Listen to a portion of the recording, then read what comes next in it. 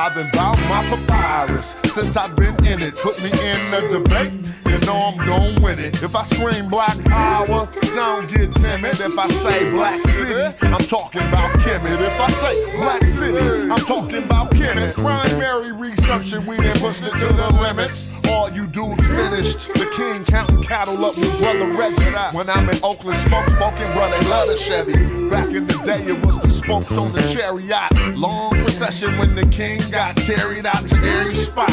Woman looking nice as ISIS. I read ancient texts, so my advice is priceless. Nubian gold, your ice don't entice us. Beating me harder than counting grains in your spices. Your heart was beating, but your brain dead, you're lifeless.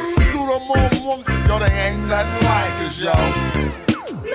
Don't try to make me mad. Make me smile and say you love me, man.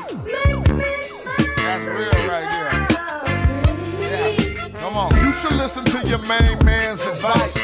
Do a YouTube and apologize like Dice. Or the back fade coming like the Antichrist. Egyptologists see me reading and said that I'm nice. I got a speller with your name on it. I'm like Sargon. You the type of dude wake up and your car gone. Told, cause of the money you owe. Before you stream, you should clean up that humble abode. Like Akhenaten City for my woman in gold. I keep the pseudos running, people coming in droves. You catch me on a live stream with Pan-African James. When we building, call us by our African names. I'm for the children. And ain't nothing happen to change. We on that black hype, so we still packing them things for protection. Got connections.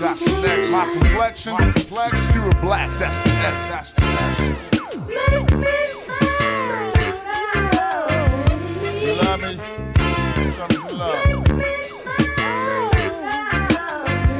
All right.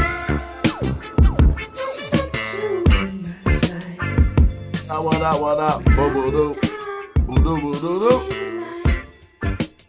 Let's play some. All right. How y'all doing? I'm back like a flow jack. Let me see.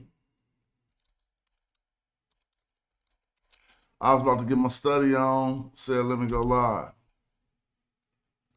When remember the difference between studying and teaching. When I'm studying, always remember you can come teach me. Don't forget that. Right? That's why we do workshops on this show. But I'm about to go find a song I want to play real quick. And then we about to get it popping. I'm going to show y'all where I'm at. Hold up. We're going to go back to one of the classic Casual albums. Where that's at? Dang, I'll make y'all see the screen. All right, we're going to go back to one of the classic. And for fun, we could break this song down. For fun, we could transliterate it. For fun, that's what the type of material we need to give people. I ain't never transliterated this song into the actual hieroglyphs. The old school where I was doing Egyptology speak, right? Until we work out the pronunciation, this the best we got. I'm going to play Do a Ra. You feel me? Yeah. New part-time that I'm kept a rule, I'm in a tap my try never cock count. Hoch. Never I buy a new session. I'm in rock. Say my heart is happy. Never I buy a new session. I'm in rock. That I write for God. Never I buy a new session. I'm in rock. They say my heart is happy. And I praise God every day. A new tefek, to honor Kemperu mantra. I'm in a tef, never cop him. Rena, M. Shenu, Pasara, Nasu Biddy. He too witty, never menta. Kemperu, Suvan at the root, to a Rasa, Jedi, Madu, Natir, the fair. Yeah, Jedi, Ray and Kim, the fair. Heard him, my mentor, Sayana Saru. Neb Key Ray, Makaru. Directly to the center of the cipher of the soul. I don't really know how to say that though.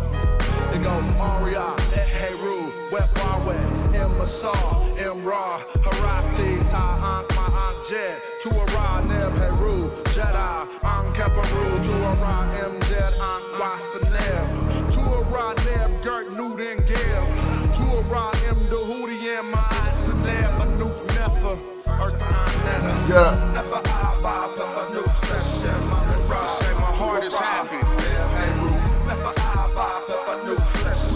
Did I say that right?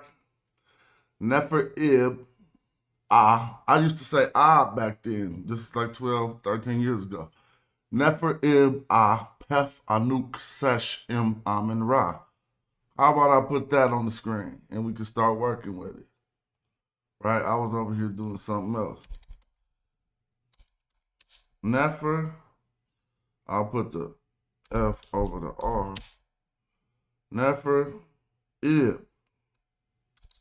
Nefer Ib E. So I'm just going to put maybe an S. A1. Nefer Ib E. Y'all got that? Y'all rocking with me? Nefer Ib E Pef.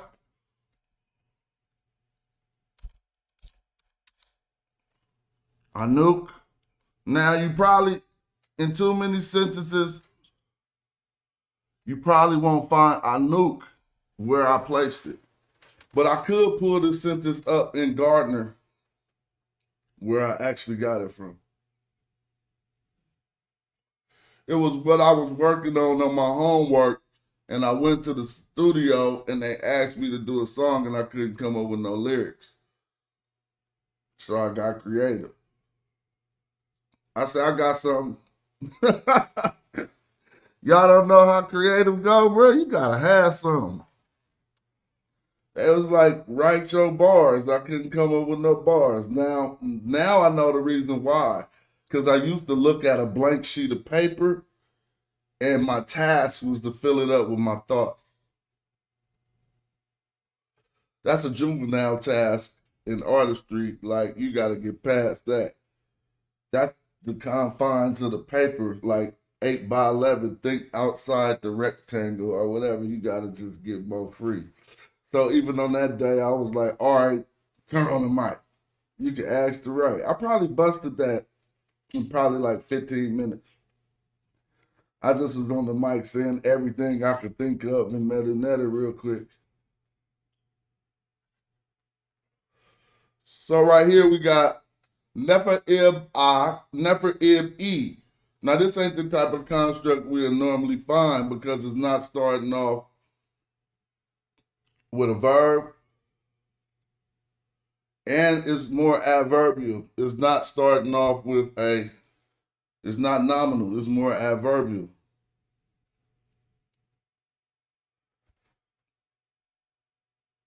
Nefer Ib is a compound, a phrase to say my heart is happy. E, when you say E, it represents that man right there. That's a heart right here, look. I'm trying to do this thing. Yeah, that's a heart. Nefer Ib E Pef. Again, I don't think grammatically we would find Anuk right here, but I'm just going to put Nuke. I could put Nuke. I'm going to do it, though, with a new ball. No, and then a K over a K. Y'all can tell me, can I do that or not? Nefer Ib Pef Anuk Sesh. What? Oh, I'm tripping. There we go. Sesh. M. Amen.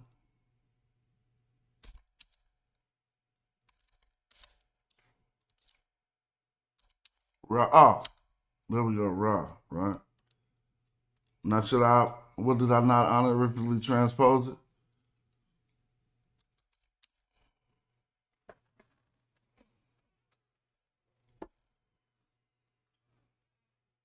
Is it the one with 82nd? I heard YouTube takes a large chunk of money in Super Chat. Oh yeah, shout out to you. Yeah, yeah, it is. You can see it in the title of the video. They do take a large chunk, but sometimes we don't trick. Contributions is contributions. And if they provide the medium, if they provide the medium where people are safe and secure with doing that, that's fine. But I appreciate you for understanding that you ain't trying to get at to them. You feel me? And so thanks for asking. The PayPal is mr dot like Mr. JH at gmail.com. mr dot like Mr. JH at gmail.com. It's nothing. It's nothing but a button. So I think you can write a nuke like that and just say nuke never if I pepper. Now that's my rap lyrics. Now this is something I don't think you could do up until now. We got to start incorporating, you know what I'm saying? However you wish to incorporate your African culture into whatever you're doing, whatever perspective you take, however you're going to do it. I see my rap right there. That's crazy. So, yeah, I was on Hoch real quick, right? And I was looking through his book, and that's why there are books that are better than these, because sometimes experts don't really know how to make things simple. But I like getting into the expert mind, so I don't always look for the simplest source. But he took all the way to page 48 because he had a lot to say before he started talking about the suffix pronouns. So, we could turn these things into games and make it more, interactive. So I'm going to snip this.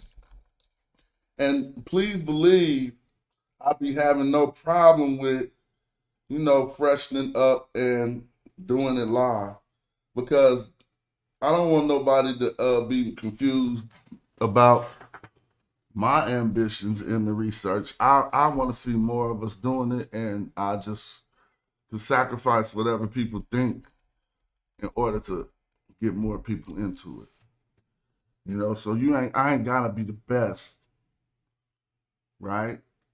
I mean, now I got two different ways I approach things, even with music and everything. If there's scrutiny being placed on it, then we gonna dot I's and cross T's. You gonna get that homework.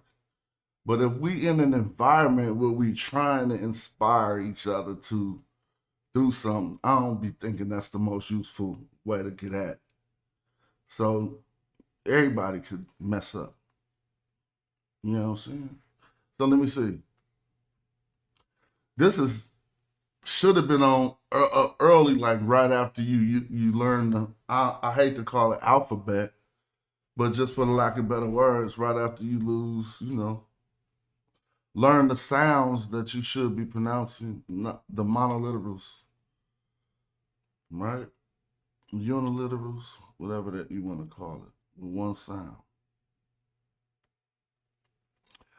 So in Nefer Ib E, Pefanuk Sesh M Amen Ra, you'll notice that for the E sound, I placed a man sitting there. We learned that it is a suffix pronoun, and it could be that E. Now here's another thing they're showing us. It could be the small single stroke sometimes, right? Or it could be that reed leaf we see. For the first person, masculine. My. Now, let me go back. Okay, cool. Because it ain't just limited to my, but you should just say first person. And it got it on common. That's true, because I guess it could possibly be used by a woman in that regard. But we can see that he has it under first person, common for my, sometimes like I, you know what I'm saying? What have you. But the way you're going to see it used is when you talk about yourself, and just like it was used here, for my. Feel me? That won't necessarily be he or she because it's first person. So we can see if this was nefer with ib, which is a phrase to say, I mean, it literally says my heart. I mean, it's like my heart is good. My heart is happy. My heart, I mean, you might say my heart is beautiful, but that's, this is in the sense of being pleased. Nefer ib. Nefer ib e. Now that we see that the man is a suffix pronoun. Now this is this is not probably the way we learn it because as we see, he's suffixed on the heart and the adjective is in front. That ain't the normal construct. That's why we would notice that this is an adjectival phrase and a whole in a what appears to be an adjectival sentence. Meaning it's starting out with an adjective phrase, right? And somebody can show me where the verb is in this. You don't see a verb, do you?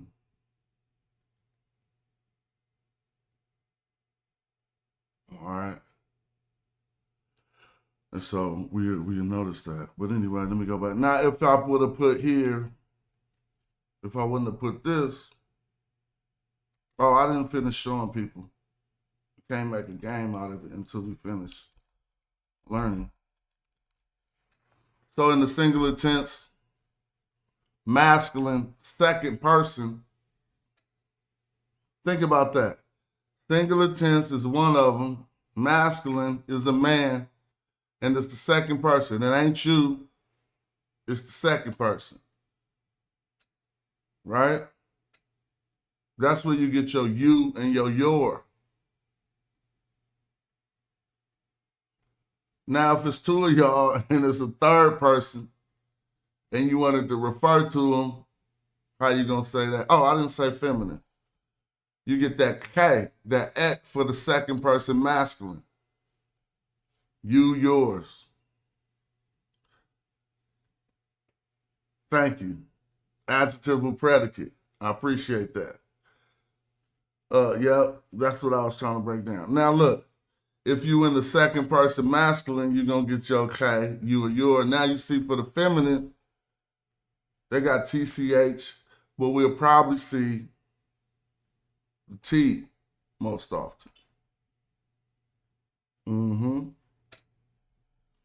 Third person, yep, I was just trying to, shout out to Chris for summing it. I was just trying to break that down for him. So for the third person masculine, so if it's two of us and there's another person walk up, that's going to be he, his, you know what I'm saying? All of your third persons will be with this F right here. And this snake, again, it's like what we call a horny viper snake. I don't know why it's called that. But yeah, it would be this F right here. Now, for the same, if a woman walked up and there's two of y'all and you wanted to say, you'd say her. That's this S right here. So now let's come here. Now if we look at this and then we go back and play the game, this is like, a harsh translation to my heart is happy. Literally, my heart is beautiful. And it's like, to say it correctly, an adjectival predicate to state happiness. When you refer to your heart, you can refer to it in many ways. Sometimes the heart desires. Well, yeah, it's like right now they're talking about his state of happiness. So then what if we took out this suffix pronoun since we recognize it to be the first person masculine? And if we seen this here, I want you to tell me what it says. Right now it's like, oh, you can't find the PayPal? Oh, I appreciate you. I'm sorry. I hope I gave that enough attention. Yep, all you had to do is put my email in PayPal and it worked like that. But shout out to Indigenous African for the continued contributions, making sure this show stay popping. Shout out to you. So then what will we looking for some new people who just looking to play this game real quick. I'll put this back on the screen for the first round. Like, let's see if we can have them both on the screen. Yeah, there you go. Now I'll make this bigger. So what if we wanted to change it to say, oh, that's kind of like cheating. Well, it's cool. What if we wanted to say, oh, look at it one more time. I'm going to take this off. That's too easy. Come on, y'all. Let's go over it one more time. The second person masculine. Oh, they did me like that.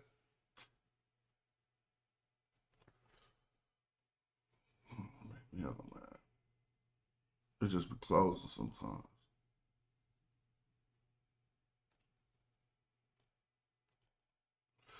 When I try to blow the switch rope, sometimes it just closes, so bear with me. I might not need to make it much bigger. And I didn't even go into the plurals because I'm just chilling. First person, common. So what are we getting out of common that maybe is maybe possibly used by both genders?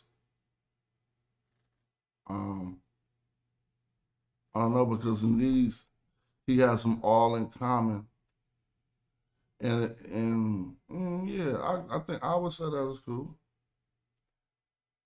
So you see this N here with the 3 strokes up under it?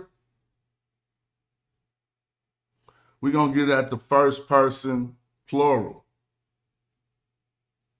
So it's 2 of us standing here, but we're still referring to something as ours, us, right? Well, then what we going to get out of the second, and that's the N. But then when we see the chin or the 10, still with the 3 strokes in the suffix position, we're going to get the second person. Now, he still say second person common, but it's giving them your.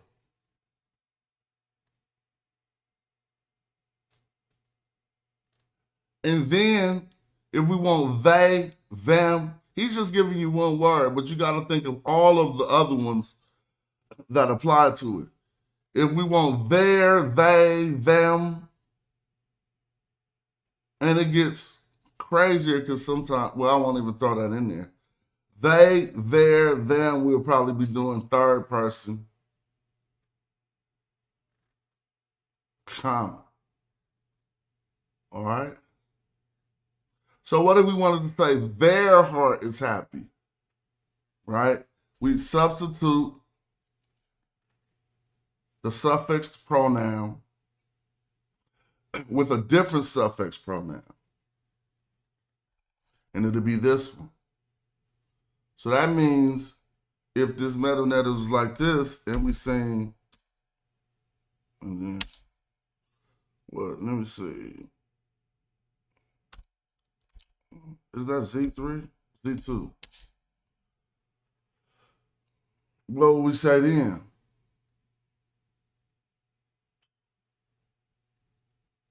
Yep, y'all works too. And we should feel free with saying that. But what would you render here in this construct? We still got nefer ib. We got nefer ib sin. Somebody said your. We just had it on the screen. Somebody else put up what they think it was.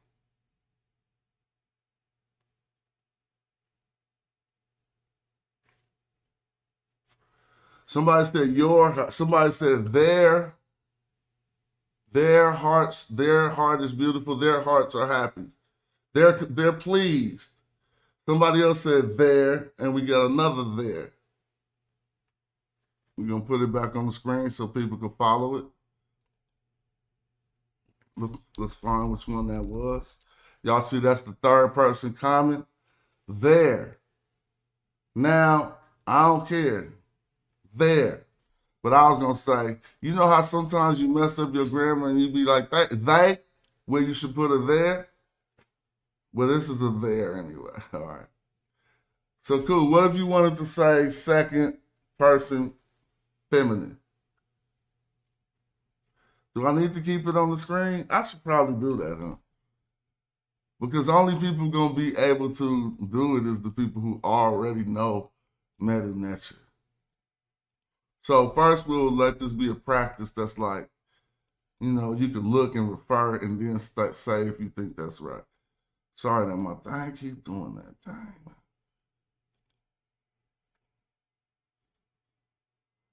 Oh yeah, I forgot I did that too. I got a series of glyphs we can look at that I don't know why I got them like that. I think I was animating glyphs. So if I could get this to the size I need it to be first. There you go. Now, if I ask the question, you don't gotta feel like it's a hard. I mean, if you can see that, if you can see this down here, the question was, if you wanted to say to a woman, right? If you wanted to say your heart is happy, like you are satisfied, your heart is beautiful, you are pleased. To a woman, and it's just you and her, how would you say it?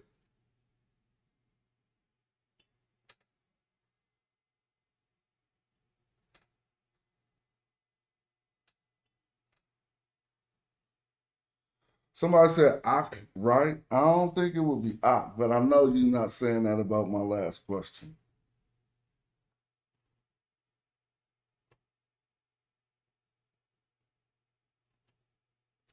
Now, this one will probably even require something different because if you just place the T here, someone said ETCH, yeah, that'll work. They probably will use the TCH because if you just place the T there, it might be, yeah, T works too. You put the capital T. Right. So I'm just saying. Somebody said no, so I don't know. I'm trying to figure out what's going on, but it's all good. Now, if you just put a T here, let's see what some would be read. Hold up. Did I get a freeze or something? What happened? It won't erase. Oh, there we go. Oh, I'm sorry. Let me see. If you just put a T there, I don't know. Yeah, exactly. I don't know if one is gonna read that the way that should be read, and they probably put a capital T, and even still, that looks like a weird construct. Nevertheless, he said, "I'm in know that." Oh, okay, yeah, you meant no. That wasn't my last question. Nevertheless, that would be what we would opt for. How about if you was not talking about my heart being happy, but about your heart, masculine? You could change this to a question and ask. We talk about that too. What if you was just saying it to another man? Like, are you satisfied? I guess is you. What would you use? Thank you, Dahoud. He said you can use both T's. What if this was addressing the second person masculine?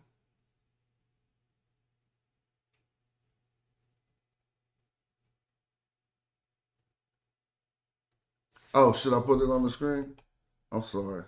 Well, eventually, it's a memory game, so if I put this heck big and take the glyphs off, maybe that could work. Well, it keep freezing. The hoodie, I know, you know. Let's see if somebody else know. Like some of y'all already know.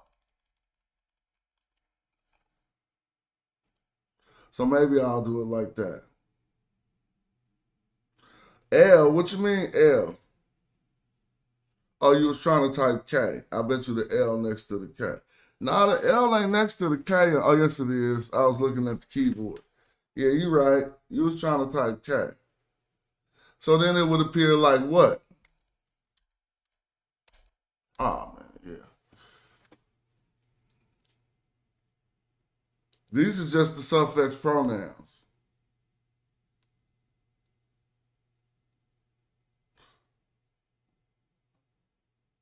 Now, other things would change. Because this says You are satisfied that I am Anuk, Pef, M, Amin Ra.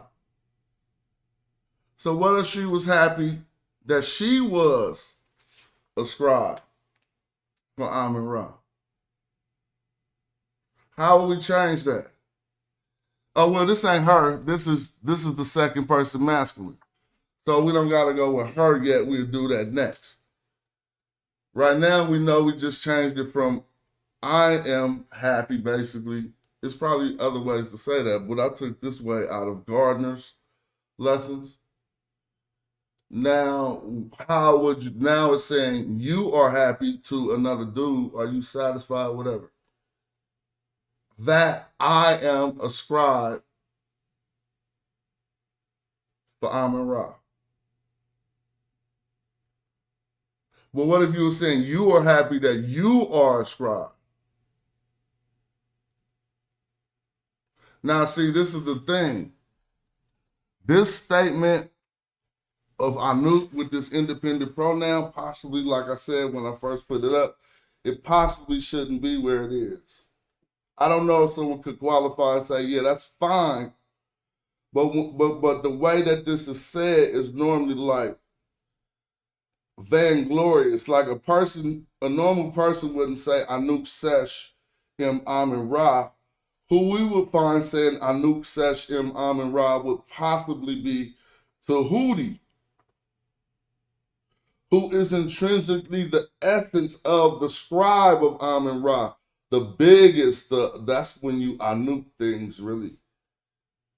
But even in the sense of grammar, you're gonna notice the way that this is stated, it could have been stated different.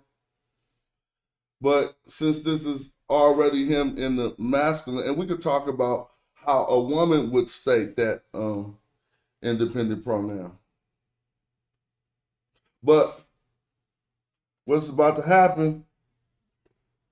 Pef Anuk Pef.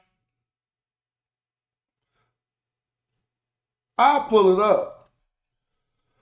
I kind of didn't create this sentence, and I thought it was a really cool one, and so I kind of like got it out of Gardner book and put it into a song.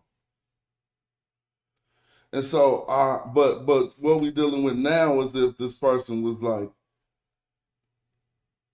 you are happy that you are a scribe. This would disappear, right? And then the word for scribe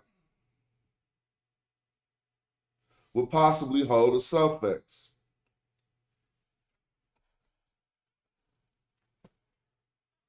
Yep. He says Anuk gives the sense of something being permanent. Good way to state it. So then what suffix would it be holding? I know somebody could put it up there. It's going to possibly be on there already. Let's see if this will be right. So when you read this,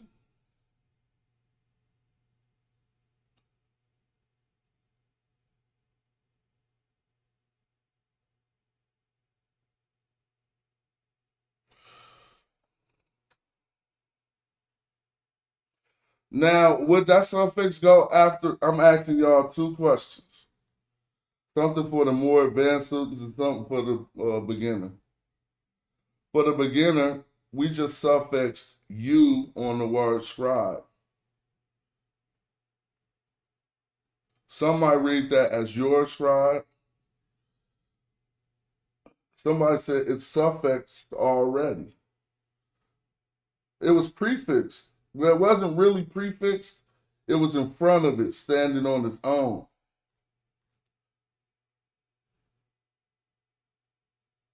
You feel me? But suffix, yeah, see, that's saying your scribe. So how would y'all make that out? But your could also be you.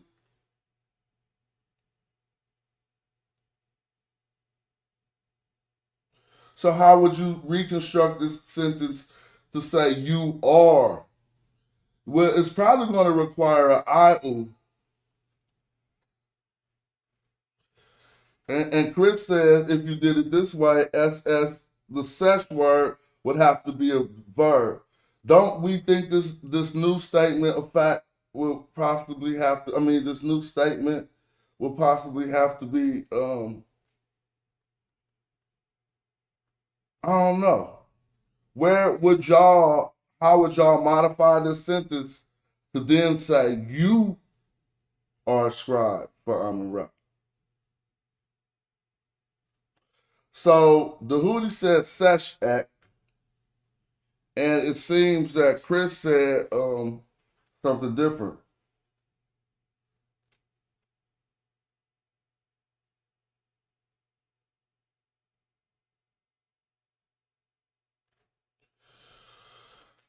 Netesh. Okay, that's a good one. Netek. So we need to explain this, and I'm gonna go to the book to show people what we're dealing with now, because that's taking us out of the suffix pronouns. As you notice, he put it in front of sesh, and it's taking us to this other category. That's what we're gonna see right here. Look.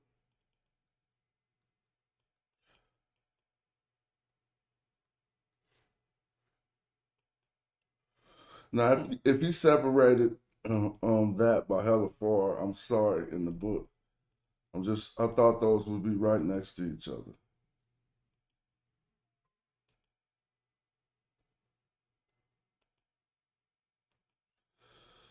Dang, man. I don't know why he would separate these pronouns by so far. All right, now here we go. Well, we on dependent right now. So that ain't what we're looking for either. But since I identified dependent pronouns, we can look at how we was dealing with we the other day, and we got lost about that we, and it just means me. And then we often refer to the to, which is the dependent pronoun. But next we're going to get to the independent ones, and we'll see what Chris is referring to, right? And then I am going to open up the chat, because what I would like to know is, I got a few questions about that I can't answer. So I'll open it up if some of us are available. We dealt with the su, which is given the third person masculine. But these are still dependent pronouns, and they normally will appear in the suffix position. That's how we get this in for us, the chin for you in the second person, sin for them, and set for it or them. Notice he said set could also mean it, because when we had an argument over the translation of Kemetiyu on that one text, Uja'u maintained that set means meant something. I mean, I don't want to say what he said, because I'll be misquoting him, so I should have just left that out. Since I can't recall verbatim what he said. So let's get to what we're looking for. So he has a lot to teach in between all of these different, here, I think this is it. Nope. In between these different type of pronouns. Now here we are. The independent pronoun is what we're dealing with, and what Chris suggests that when we replace this, now I use this one, and from the inside of this book is where I get that idea that is used for grandiose type of a statement. But right here, he has it under the first person common, which I guess he doesn't have a category for what he talks about in the book. But if I could go back to what Chris put on the screen, he put NTK sesh. You are a scribe. Now look, for the independent pronoun, second person, masculine, we see netek. But the question here is, why then use the independent pronoun? Because if you suffix it, I heard you say it would have had to been a verb. Is it because of the positioning of the word in the sentence that it would have had to be a verb, or not? We'll come back to that once we open up the chat. Nevertheless, we see other options for independent pronouns. And if this will be the desired independent pronoun, what we're going to see is a little trick. And so I'm going to show you this trick. Now, if you look at what constructs these independent pronouns, you're going to see something. What are they all made of? Net, net, net, net. Now, if you look under the net, and if you really realize it, it kind of reveals the gender and the position, because we're still dealing with a K, right? Under the net. So we get netek. But it's still holding the same masculine second person as a K would. If it was a suffix, K being the suffix pronoun holding that position, netek being the independent pronoun holding that position.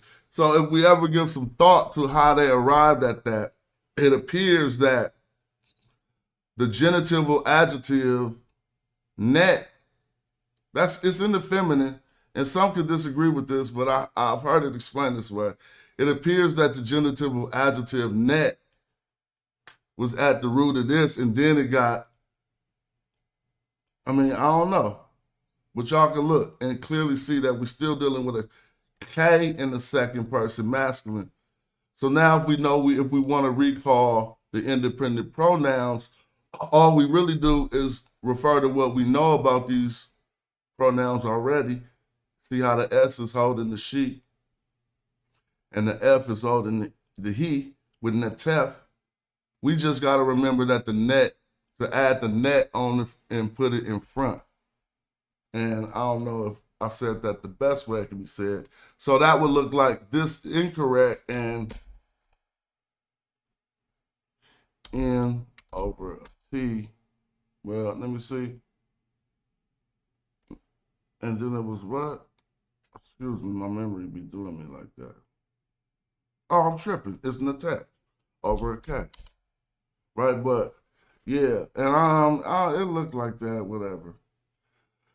Sometimes I don't like how the glyphs look out of shape or whatever. But, you can rearrange them. His look like that too. So thank you for that. And that was wonderful to build on. But did y'all, so if I go compare these charts, you see what the position K is holding? Your. You see is the second person masculine. You see the position the F, horny viper snake, is holding, third person masculine. Now you come here, it's the same things, but with net on top of them. That's my little way to remember it. And apparently enough, since it wasn't that way, it's not that way with Anouk. I just remember to simply write nuke. But I have seen Anouk with a reed leaf on it at least once or twice. All right, so now we can have some fun after that lesson, and let's see if we learned what we just learned. So this should be right. You are pleased, or literally your heart is beautiful, your heart is good. That, now hold up, this is a man, and we're going to show what other things change. Because what people need to know in this lesson is F also has a gender. This demonstrative pronoun, if that's correct, it also has a gender. Or this demonstrative, I should say, also has a gender. Right?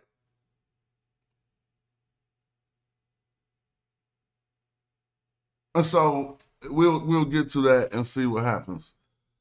But yeah, masculine, your heart is happy that you are your. Now, that's funny because when they say your, they don't necessarily say you are, but that you scribe for Amun Ra. Now, would an IU be in here anywhere? A U? No, a U wouldn't. Not after no path. But what'll start to change, and I think now a good question is,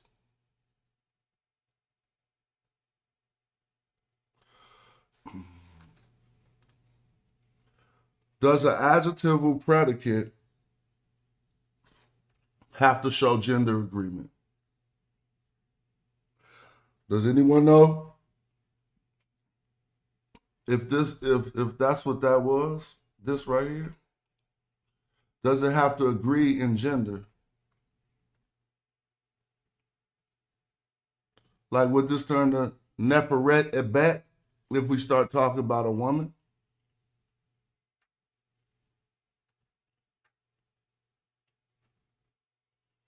I don't know why it wouldn't, but it probably don't have to. We'll see what some of you guys conclude. I didn't think it would have to, not in Middle Egyptian. So then an adjectival predicate would not have to agree in gender with the rest of the sentence, but we'll see what has to as we reveal this next question. What if we was talking to a woman and in the third person? I'm gonna put it back on the screen so people can follow along. All you gotta do is learn how to read the chart.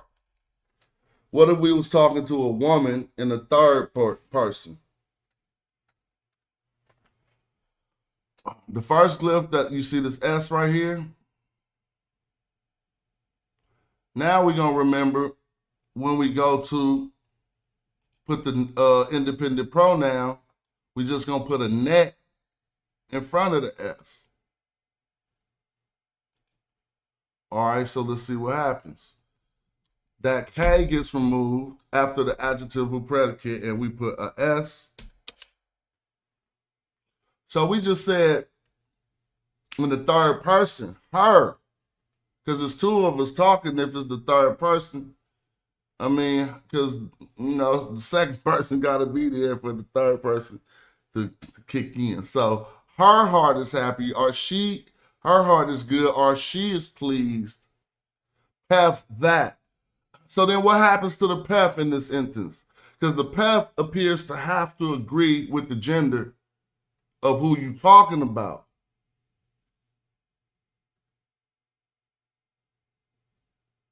The predicate is without a gender as a whole. And we just talking about a woman. So we say her heart is happy. Now what happens to this pef? What does it become? Does it become anything else? Or do we keep it as a pef?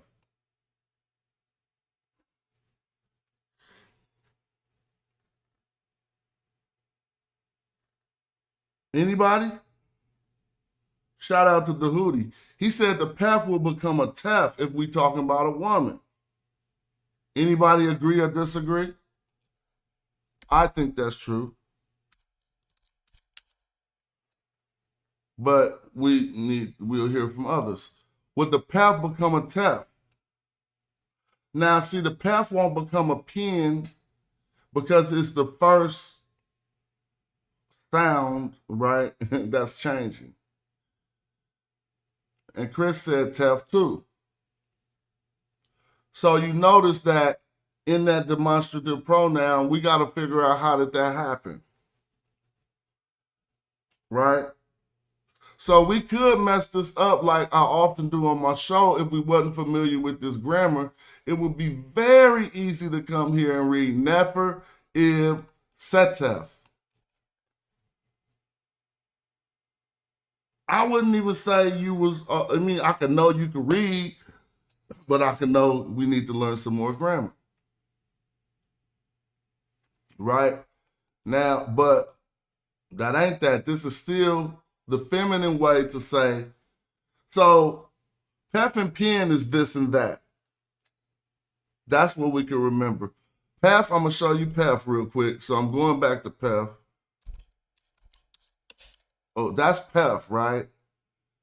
that might be that. Now you can say, oh, let's look it up. Pen might be this. We're going to look them up right now. Look. That's why we keep the dictionary handy on deck. So look, I'm going to put pen first. Now I say pef is that. Pen is this. See, look, there go pen. Demonstrative. Possessive prefix, not a pronoun. So a demonstrative plus possessive prefix.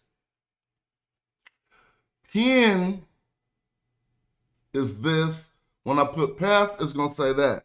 PF, that. So we got to remember how it don't say that yet. There you go, that, right? Epef is those. Demonstrative adjective, okay.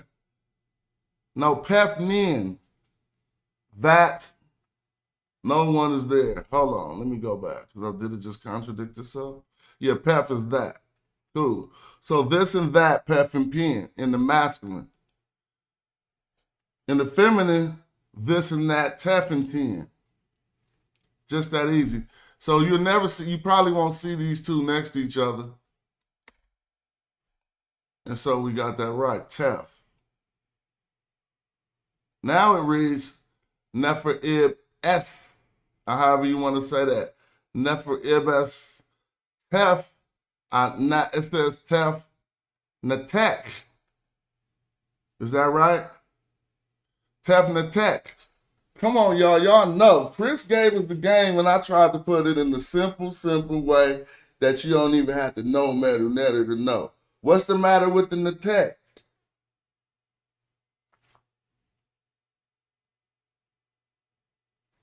Remember? I'll show the chart. What's the matter with that natek, bruh?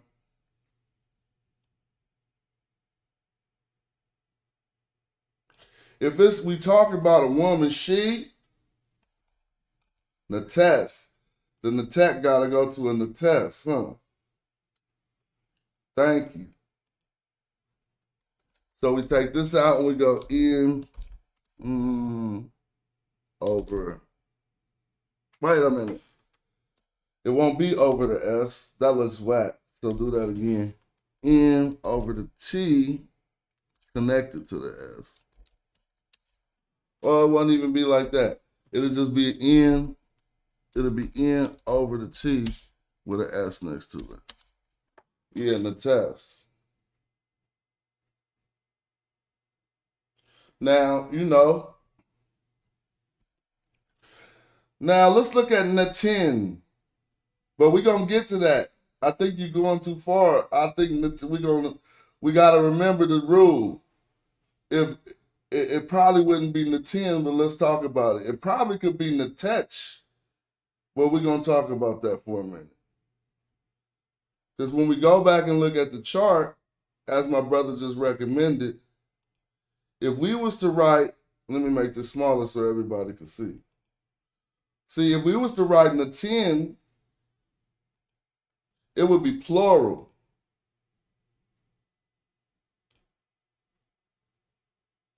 But if we remember the rule from the first chart, all we got is net that we're putting in front of the 10 that we already know right here. So we remember that chin and 10 can mean your in the second person. Then when we come to the independent pronoun, we can remember that, that's still in the plural second person. So we was talking to a couple people, y'all. We can make it y'all, so this next one is going to be y'all. But here's the question. Are we finished modifying the genders? Yes or no? You don't have to say what else gender needs to be modified, but the question, not for my teachers, sometimes I got questions for my teachers, but I got questions for some of the people watching. Are we finished modifying the genders? Well, let's explain that. Normally, adjectives that modify nouns need to match in gender. Right? What else needs to match in gender? As we see, demonstrative adjectives need to match in gender. Genitival adjectives need to match in gender. They appear to match in gender. Guess what else matches in gender? Independent pronouns match in gender, right? Solomonic says no. Anybody else? And then we'll ask the teachers. Is there anything else in this sentence? Well, I'm going to ask y'all a question.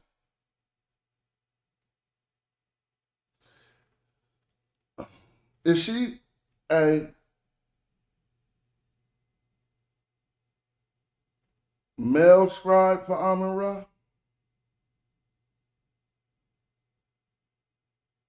Now, that question might belittle the true answer to the question, but to this whole overall probe. But that's just one question.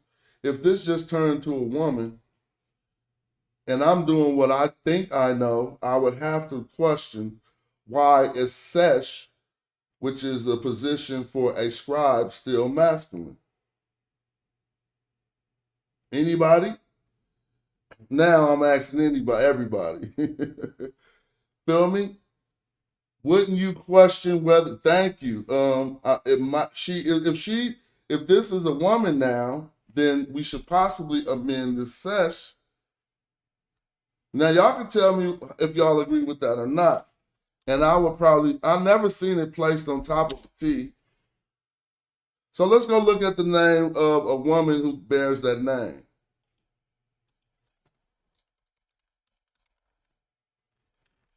Sashat. Now, and we don't want to confuse the Sashat with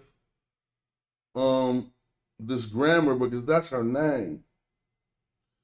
But now, let's see if we can see the glyphs. See, that's what I'm saying. Now, notice, even if this says sesh to them to make another way to say shashat, they did put a T after that. But I would like to hear from y'all. Let's see any other ways her name is written.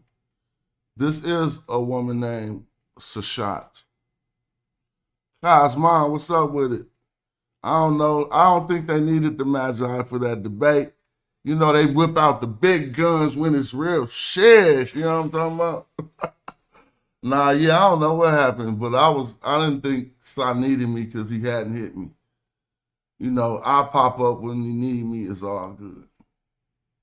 But yeah, and so if we look at Sashat, even though her name don't never seem to be spelled with a sesh.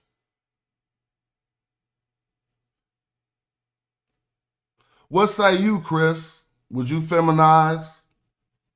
Would you feminize? I would, and I would turn in my homework. But when I look at this, I will be looking at my homework like I never seen. Yeah, she's the goddess of writing, so to speak, kind of like the consort for the god of wisdom. But I'm using colloquialisms. She's the attribute. She's the divine manifestation of writing. Does this appear? No one ever seen this. I know y'all look over glyphs, unless you say, "Nah, that's cool." If I would turn in my homework like this, and I would let the teacher tell me that I didn't need to feminize the shot. All right, here we go. He answering. He says, "Sesh comes from the verb to scratch or to write. In general form, people is just sesh-e. I have seen shasesha in later times. Oh, it's not wrong. Okay, great. So if you was grading these papers, I wouldn't have just got an F on that. That's cool.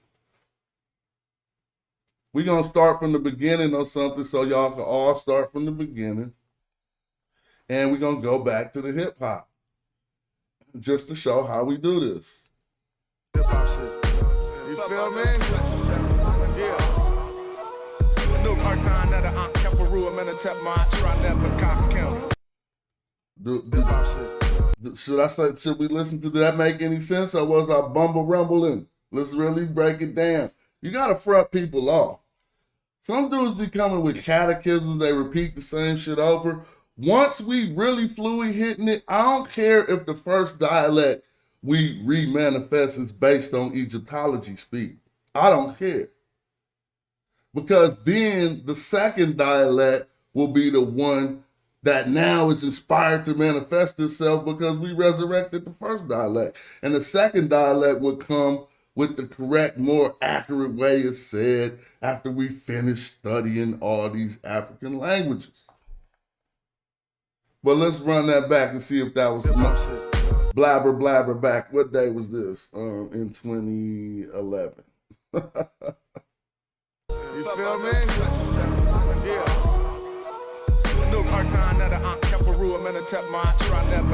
I said Ertan.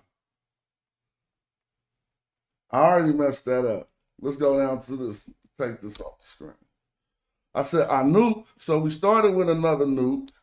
So y'all know that was 100 back in the day. Nuke.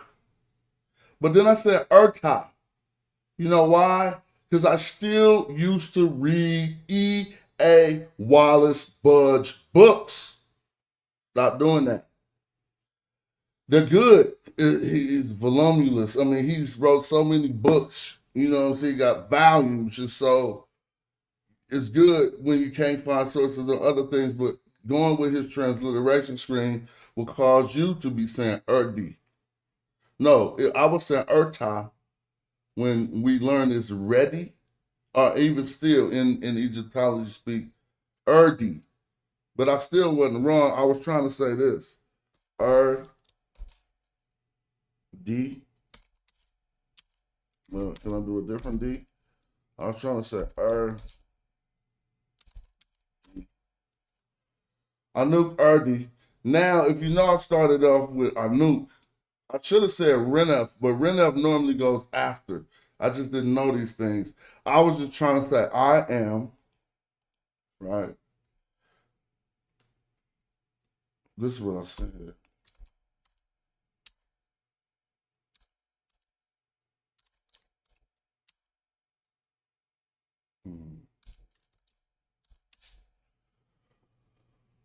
Now you're gonna see it ain't mumbo jumbo. Oh, I said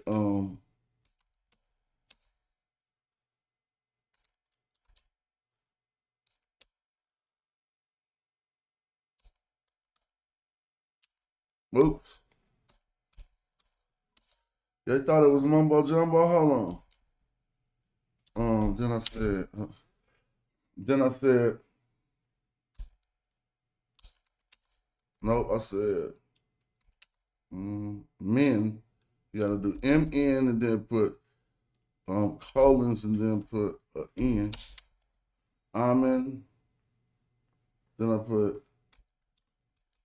we're gonna listen and see if we heard all this. First, you didn't hear all this, see?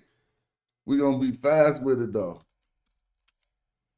And then I need to put a T and a P. Oh, I messed that up.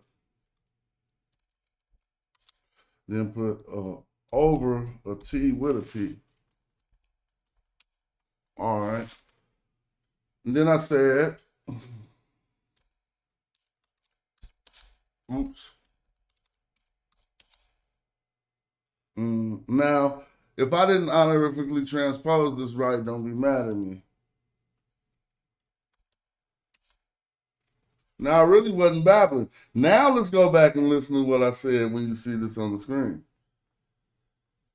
Anouk, Erdi an Nefer, Ankh, Keperu, Amin Hetep. Oh, I said, Amin Hetep, Ma'atra. Then I said this. Neb.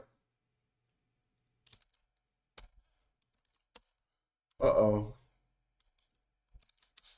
What's up with my Hakah? H. All right. What? Capital H. They want it with a Q? Nah, bro. Capital H, Q, capital I. Yep, they want it like that. Well, that ain't the Hakah I was saying. Oh, yeah. Yeah, I guess I was saying that. I actually said this. So let's go down. I don't know if I said that right.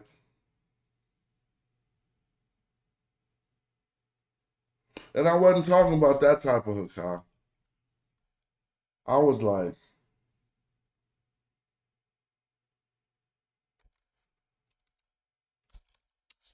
why it ain't popping up? How you put hookah? Lowercase HQA? No. Lowercase HQ, capital A. No. Capital HQA is giving me this. Oh, I know what I gotta do. Capital HQ, capital A, and then go through. No. Now, again, I wrote this a long time ago, right? And I was busting freestyle in the studio. But you know, when I look back and try to say, I'm saying, okay, the boy wasn't that far off. Now let's listen. See if them glyphs is in the screen. Again. You feel me? Yeah. New part-time that I'm kept a rule, I'm in a tap my try never cock count. Hoch. Never I buy for new session. My heart is happy. Never I buy for new session. That I write for God. Never I buy for new session. They say my heart is happy. And I praise God every day.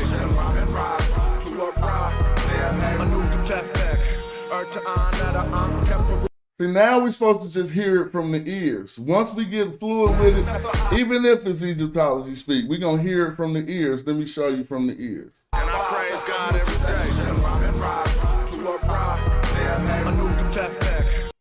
day. I just said Anuk Atefek. Now, let's go back, because we just was working with Anuk. And anybody should remember that's I am. Whenever you hear Nuke, Anuk, that's what that's going to be, right? So, I mean, you know, it's going to be some variation. So, what if I just said Nuke? I messed that up. Nuke Atef. Now, sometimes you won't even see the app. You'll just see it like this. And then it'll have a single stroke.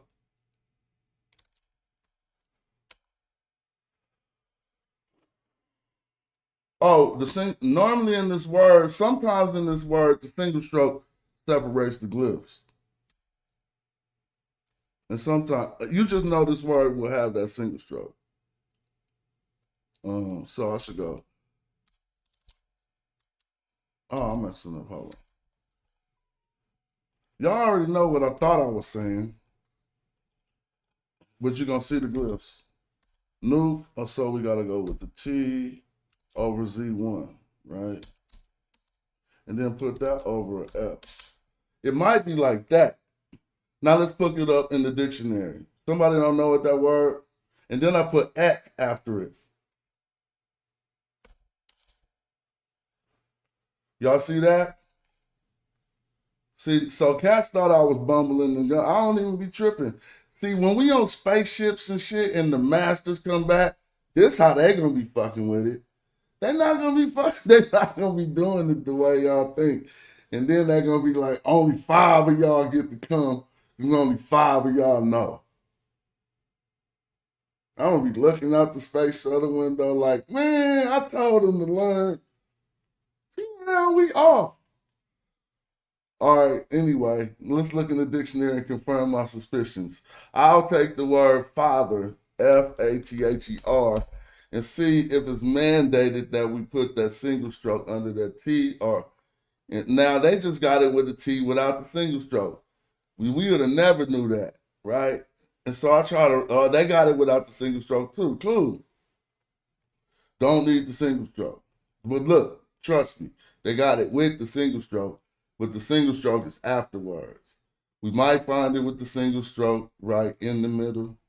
Nevertheless, that's father. So now I said I-F-X because of a few things. See, we think that the vowel or the vowel goes before the consonant. right? So you don't want to say T. You put whatever value you think it is before that consonant, and I said I. I could have said it, but we clearly see right here that that's the father. All right. So let's go back. It. I wasn't wrong with that. I knew. We'll see. I'll take this. I'll reconstruct this. Let me just put a single stroke after it.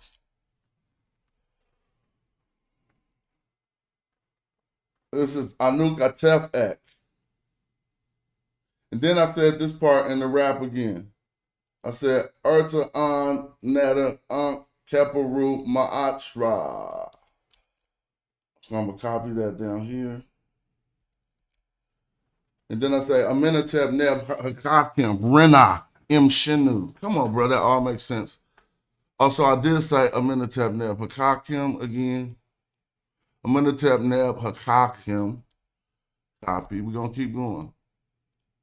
Amenhotep Neb, and then I'm gonna put up my Stella. Amenhotep Neb Hakakim. I'm gonna go carve this in rock in Oakland Hills. I don't care how long it takes. See? It'll probably take a year, bruh. You feel me? Nah, not if I had the right tools. Amenhotep Neb Hakakim. Then I said this. Somebody gonna tell you what this says. I said, oops. I said,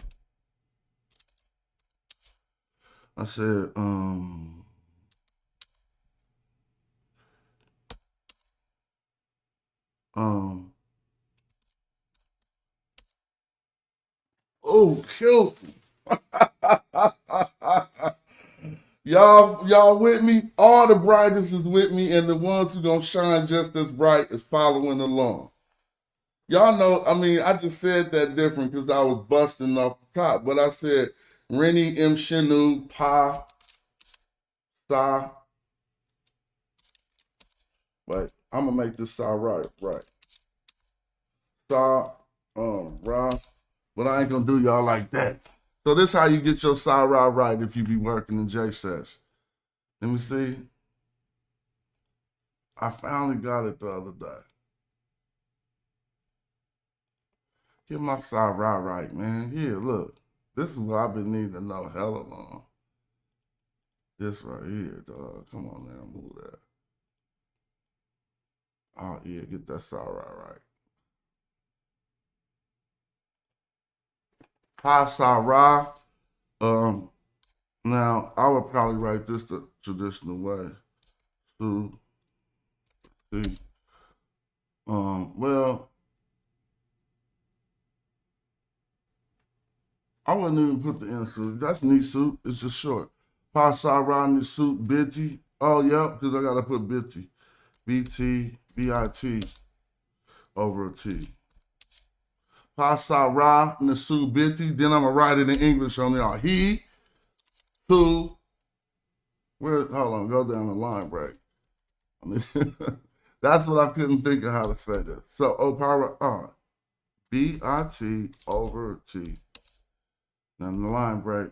He, who, what's the matter? Okay, I gotta switch to English. I'll make it one word. They ain't letting me do that. All right, well, right here I said he too witty, and I'm breaking the computer. So let's go back and see if it say that. I'm sorry, then we just gonna do something else.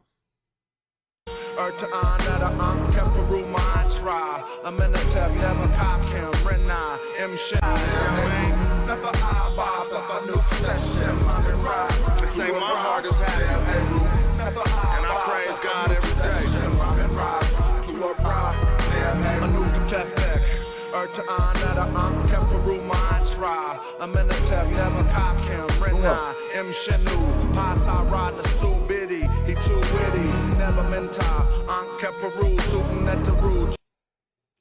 I said suitin'. I did it on purpose. Y'all already heard me say knee suit. But I just was busting. Right? But I still, even back then, asked myself why I said that. Because I think it was 2011, And I think we were still having a discussion about how they switch that up. Oh, I almost broke my chair, bro. I almost fell out this motherfucker. Y'all heard it go boom. Luckily, I ain't live like Chief X when he fell out of this shit. Let me see. All right, let me see where I'm at. I need to relock my chair there. Hold on, this shit ain't right.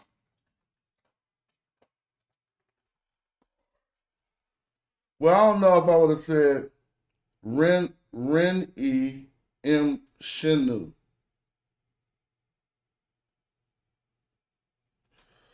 Pa Sarah Nesu Biddy. He too witty. And then I just start busting. I said, Neb Amenta. Neb Amenta.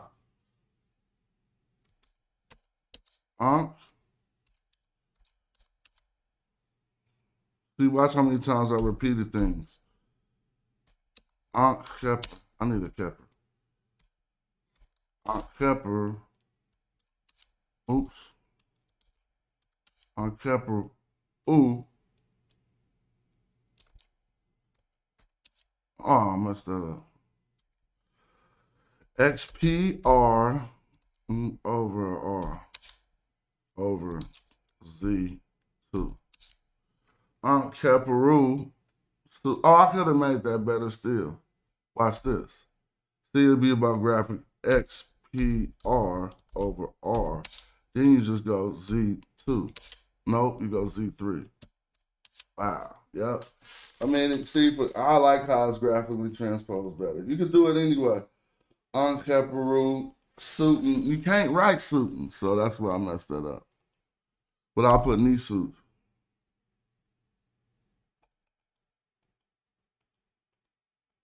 I never did this. I just get soup. Why are you doing me like that?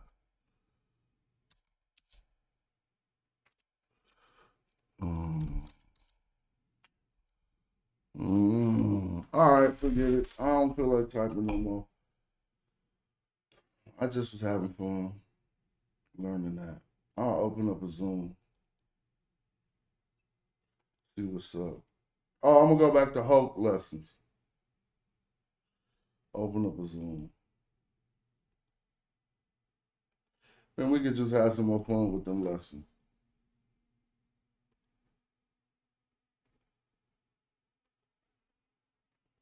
Why don't they transpose Sarah? Well, they do, but I think the transposition is graphically. But that's a good question, how you ask that. That's a good question. Let me see. Now, this book ain't searchable, but I just put up the chat, and we will just look through a few more things. It'll be searchable if I still have my Amazon account. I mean, my Adobe account. But I ain't, I got too many subscriptions, man. Half the subscriptions be to run this show, too. So, I'm cool on that right there, Joey. Admit. Peace, Joey.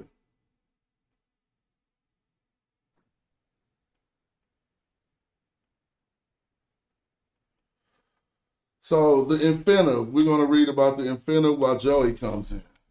I said the infinitive. What's up, Smile? Peace, what's up? You know, there's come with some of these kind of Sesame Street scholarships sometime, you know. Pardon me? That's some of the Sesame Street scholarship. Oh, What I say that I'll be your imagination and my imagination just be overacting a little too much sometimes. When you hear me say things, so you have to forgive me. No, I come from a don't. generation where we actually had imagination. No, look, I don't be like mad at that. It'd be a place and a time for it, you know, and we gotta probe those questions intuitively with something. Normally, when we throw down, even when we put something on the table, it'd be starting with a source. Then you could do your intuition. Right, but at what point are we allowed as how should I say, people who students of the language, to embellish upon the language? Personally, at any point, scholastically, when we have a reason provided by our sound methodology that this needs to be elaborated upon, meaning, I don't know if it was others before us who expanded the semantic range of Kemet to also include the people, and we think we came up with enough textual evidence to show that indeed that may be the case. You know what I'm saying? They would just have that limited to like, or I don't know, but certain things of that. If that wasn't the best example, some may think it was not. But it is certain terms where we should be allowed to expand the semantic range if we are qualified by our research to do so. You feel me? Let me just repeat from Muata Ashley's book. He said, when you read the glyphs, you should. It's not exactly, but it's basically saying you should have a certain level of spiritual understanding before you do this. That's not an exact quote, but that's basically what he said. When you read the book, he has his own way of translating certain things that probably wouldn't be accepted by mainstream. So he's saying that when you read it, you should expand your spirituality, or when you read it, you should read it with that type of mentality that's a spiritual. I'm saying if you reading it personally outside of teaching a scholastic institution or something, we all got license and prerogative to see things how we want them to be seen. But if we're trying to start teaching it that way, it needs to be based on something, right? It would need to be based on not just how we feel it should go, or not. It shouldn't be based on things we cannot prove. I'm not gonna go down that rabbit hole again because we've been there before, so I wouldn't go down that rabbit. But I just think for me, I respect what you're saying, but there's still plenty questions as to what certain things mean. So the Well, I Egyptologists mean, themselves yeah, just of sort of course. It's gonna filled be in things based on, but as you said, they filled in things based on the context of what they were reading, not fair. just something Fair that. enough. That's not. I mean, I think that's a part of the study. Why it's just not finished. It's still a study, and so I think refining some of the things, and once going into, it's all about going into the African languages because that's what the part they ain't did. So they always say we should. Some people start to, but I mean, we got some African scholars who have, right?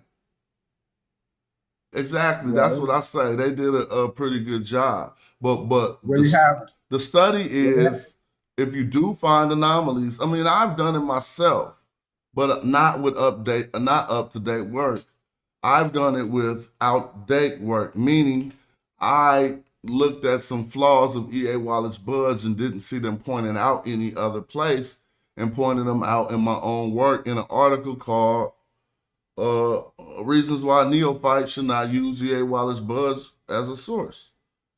And in that article, I'm showing if you thought this, well, actually, this is outdated and it's actually this. But if you still reading Budge, you're going to think this. You see what I'm saying? And so I don't know if that's exactly what you're talking about. But nevertheless, I'm about to no, read. no, I'm no, going to want to read this real quick. It's on the I, infinitive. If you I was don't, one who looked at Budge's work and realized immediately you shouldn't use Budge for the Arabic because from the time he started saying hieratic is a generated mesometric, then there's nothing else I want to say that from him. Because he was looking at it from a racist perspective. all right. So I took his book down and tried to pick up as much black scholarship as I could find in the field, which is not much.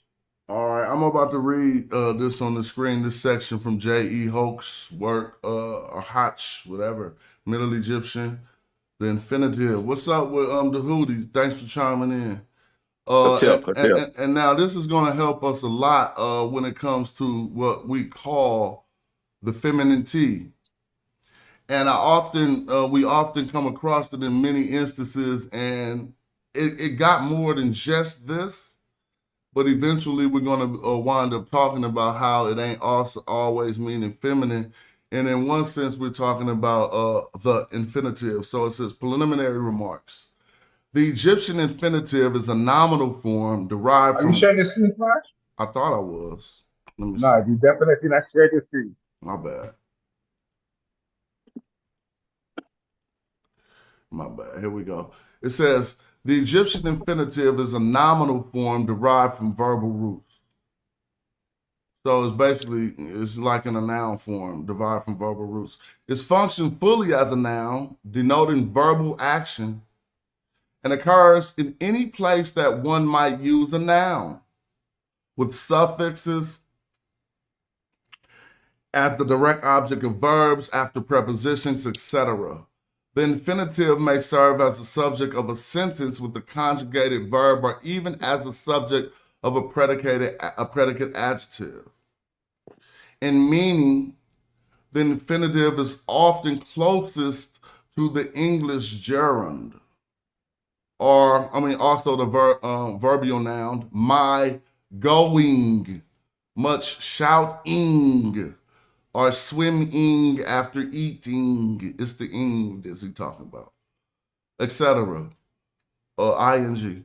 And so English idioms sometimes prefer the use of the English infinitive to go instead of going, if you notice that. As in, I decided to go at the last minute. Sometimes it may be more convenient to translate with other derived verbal nouns, etc. That is, the arrival or descendant, etc. It says the Egyptian infinitive has no tense and no voice, i.e., it is neither active nor passive and therefore can be translated either way. Of course, the active sense is by far more common. Infinitives are, by definition, non-conjugated forms. They do not form a unit with the subject. In fact, that is often precisely why one used the infinitive rather than one of the conjugated nominal forms to be learned later. Before examining the use of the infinitive, the specific features of the infinitive by verb class are detailed. The most notable feature is the occurrence of the ending T in some roots, most notably the third week class. So what does that mean exactly? Okay, so when we see this number second, third, and possibly sometimes fourth, I don't know if that'll pop up, they're referring to the amount of consonants in the word, basically. So when you see third, think triliteral, basically. You feel me? And they just put it into a numbering system. Now we know when they say second, we're going to think biliteral, right? Right.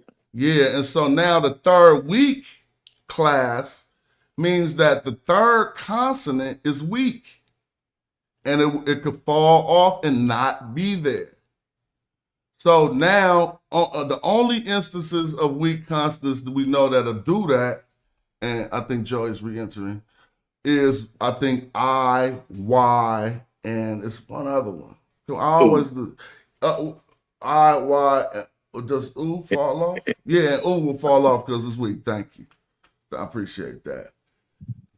And so basically words with those are the third consonant or the third, they're weak. So sometimes they exactly where those are the third, and then it says the most notable feature is the occurrence of an ending T in some roots, most notably the third week class. This T corresponds to that found in the certain form of the Western Semitic infinitive, especially in the final weak verbs, e.g. the root, I think this is alai or whatever. It says, it says those infinitive constructs in the Hebrew, a lot or whatever, going up. I don't know. I'm definitely not reading that Hebrew because that was, but anyway, it says, so now they're saying biconsonantal with both consonants. We see, well, he actually put something in front. Oh no, that's a hyphen. That's not a glyph. I was about to say, what's that in front of the Jed in the book? He just got a hyphen and it said Jed speaking. Now, with the S causative form of a biconsonantal root taking T ending, we got seminet. So to break this down, the S causative form of biconsonantal roots that take the T ending. So this word semens appears to have 3 consonants, but we understand that it doesn't. It has a prefixed causative S on it. For anybody watching, the causative S is just when you prefix a word with an S to cause that word to occur, or to cause the action of that word to occur, or whatever the consistency of that word is being caused. So if the word is to establish, then cement might be, if men means to establish, then cement would mean to cause to establish.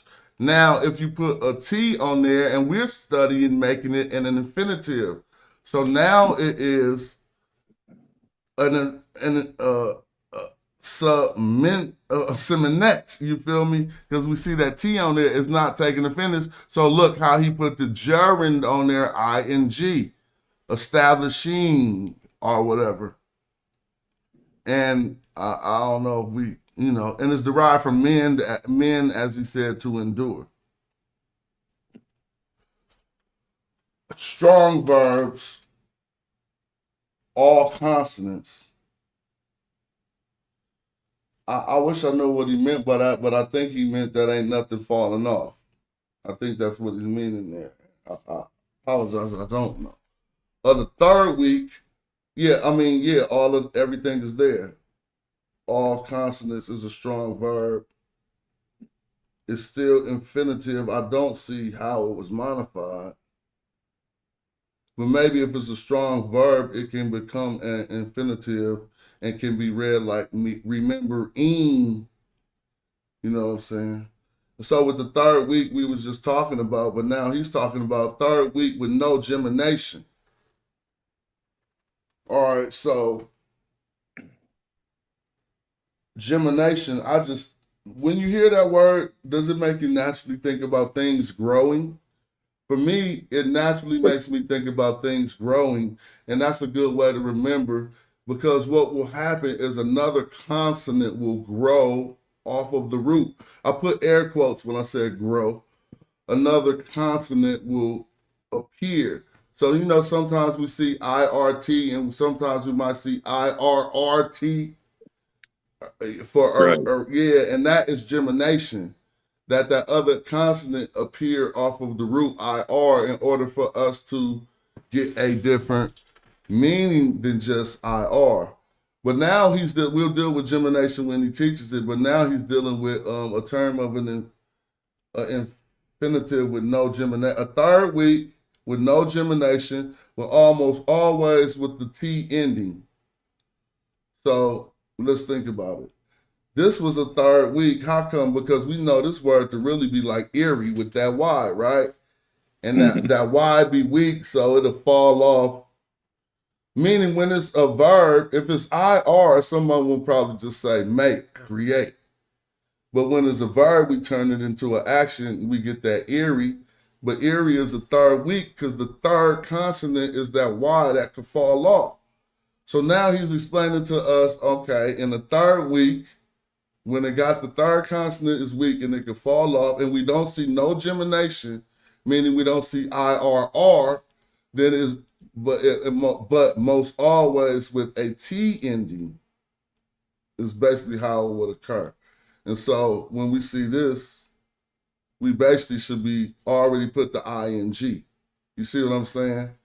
Mm-hmm. So a lot of the time I'm teaching myself, because a lot of the times I'm stuck wondering how to appropriate. I know it's the verb, right? If we dealing with do or make, now simply we gotta say, okay, it's in its infinitive state. So if you can't do anything else, default to the gerund, the ing or whatever. You feel me? And so So what? that's erect. So what? That's erect. And yeah, so I To would. make it ing. Yeah, yep. I think it would be erect. Yep, erect to make it ing. And then so even with this one, we know the root of this is just hi. This is how we was working this out in that text the other day. To one who descends. Now this T is going. Well, we're not talking about one who descends yet. That's going to be when we talk about participles. We're talking about infinitives. And so it's not going to be one is descend. It's still going to follow the gerund. So if this means to descend and we see it with that T like that, right?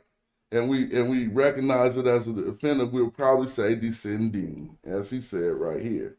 And so that's kind of cool to know. And even I need to store that more in my memory when we be going over text, and I'll be forgetting little rules like this. And so, Okay. Let me interject. Because on that, I be using the pseudo verbal to get my ing. so break that down. The pseudo verbal, that's when you add her in front of the verb. Okay. So yeah, so I learned that in this book I'm in now. It is called hair plus infinitive. Also in J.P. Allen, they call it the hair plus infinitive. And I think this is about to lead right into that. But I'm noticed. I was thinking that the hair plus that is an option for that when we see that that face, the HR face in front of a verb. But I want to reread whether he says to also do the ing or what other things should happen in that instance. It says here there are a few apparently third week verbs that do not have the T ending, and so and his example is hey to search for. Now I did not know that I would have seen this and thought that the root was hey, and that this y. You know, I would have searched this different. I'm not familiar with this term with these three consonants or whatever, but he I just pronounce whipped it it out. hey. Yeah, hey, okay, yeah, and then how you pronounce this? To singing. Which one? Oh, you see a hot. That's Hesse. Mm-hmm. Yeah. Now the cold part is there's a couple hefty words, and one has a negative connotation, and one means singing. And we'll talk about that later. But people be trying to figure out what Hesse come from, and I just will deal with it. Yeah. But I gotta see what it is. There are a few apparently third week verbs that do not have a T ending. So basically, I should be recognizing that this is third week and it's an infinitive. I mean, yeah, it's infinitive, but it's not going to have that T to reveal itself in that way. It says there are a few apparently third week verbs a few. In such cases, the Y is usually written. Okay, so here's the thing. That's a good one to know. I just messed up. I don't know what I did, but I'll try to bring it back. What did I just do? I hit my keyboard and it just hopped all over the place. Here we go. So I understood what he just was saying. When you do see that third week and the third week is written out, it's probably an infinitive because they drop that third off all the time. Like when we be saying teppy or well, I don't know if that was the best example. What's the example though?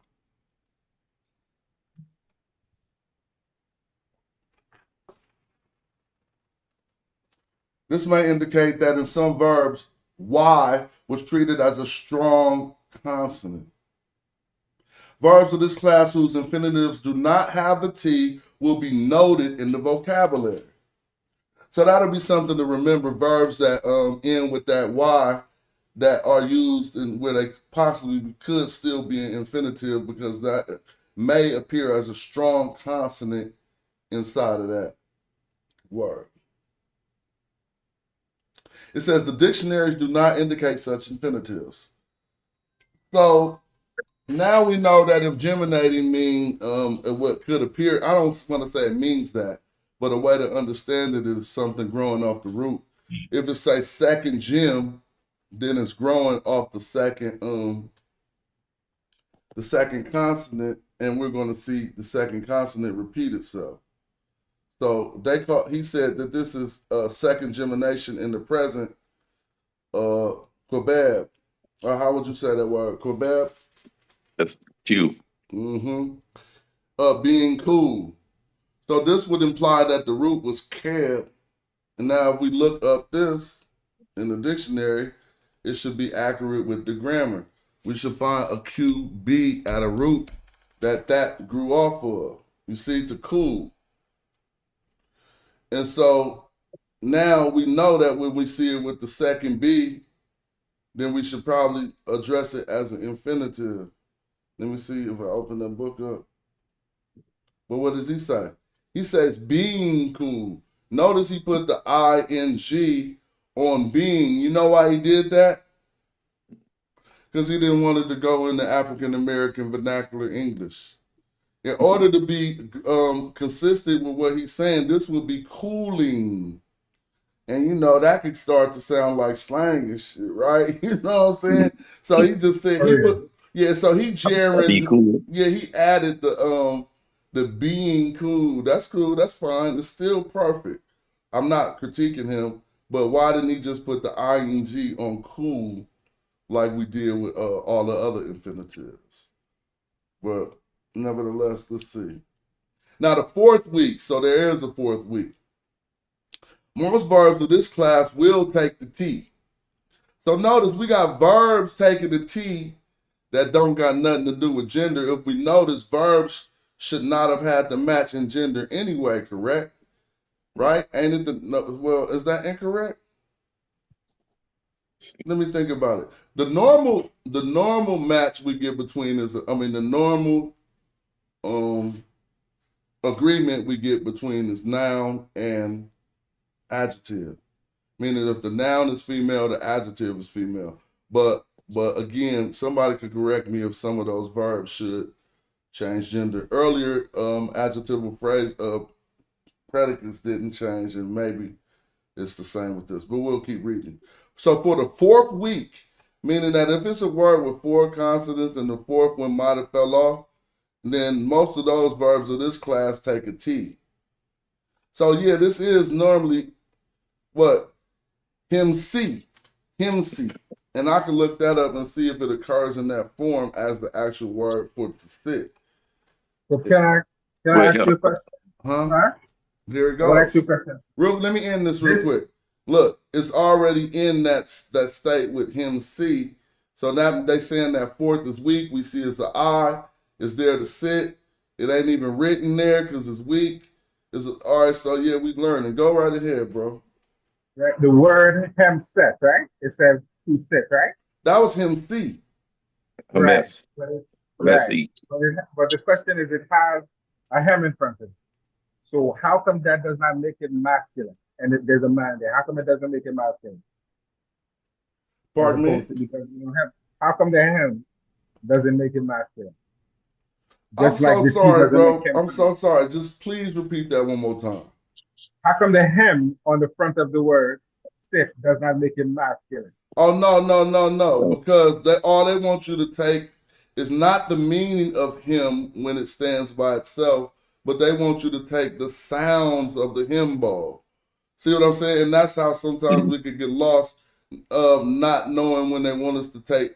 If they were, even in the rebus, they don't want you to do that. In the rebus, they still want you to take the sound of it. But if they were giving you the word him by itself with the determinative behind it, then they would want you to say a husband or a male servant of some sort. And the root word of that is HMS. And what's that mean? Hamas. Sit. Oh no! When I looked it up, it had a. It had an I, but I think that was the gemination. It seems since he has this listed as a fourth week, the system would indicate that he's recognizing it as having 4 consonants at the beginning. And then think about it. The fourth one is weak. So then that I fell off, right? And so then it got replaced with this T. So now we got him sex. But I would think that this fourth week is represented him see as the root. So I went to go look in the dictionary. I don't know if y'all see dictionary. And now here you got one him see with C, but they are Yeah. also giving him see. Nevertheless, we are understanding the phenomenon of why this I But it doesn't. may or may not be there, which is totally fine. But Yeah. even if we're seeing it in the dictionary, it doesn't. The I is not actually on the word. No, look, sometimes it is and sometimes it is. So let me show you how these dictionaries work. And the work that we're doing, even when we get in the grammar book, is beyond looking in the dictionary. These dictionaries line up to particular entries in text where things have been seen. It lines directly back up to Raymond Faulkner's work. So if you go look up his entries of this word in his work, he will have which text got it like this and which text got it like that. So sometimes these ain't even different words, they're different renditions of the same word. You see what I'm saying? And if we don't know that, we might just be thinking, like, oh, they got it like this. That's just one. That means they found the rendition where one scribe wrote it without putting the Y, basically. Feel me? But it don't necessarily tell us which one is the root by looking in the dictionary. We'd have to be doing more philological work to see, okay, have we ever seen anybody say H and M for a C? Mess. And yeah, exactly. And then if this MS has stood, if we looked in the philology and find it written this way before we ever find it written with an I, we couldn't be acting like that was a fourth week. We'd have to say the root was at first HMS because in history we never even seen it with a Y to say that a Y fell off. You see what I'm saying? So this dictionary doesn't give you the references to where they would have gotten the pronunciation from. Is that correct? But this ain't Or would about you have to look in the pronunciations. geography? You mean meanings?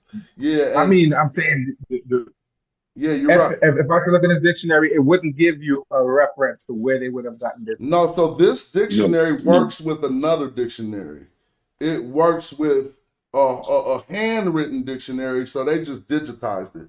But if you get Raymond Faulkner's dictionary, yeah, you look up handwritten one, right?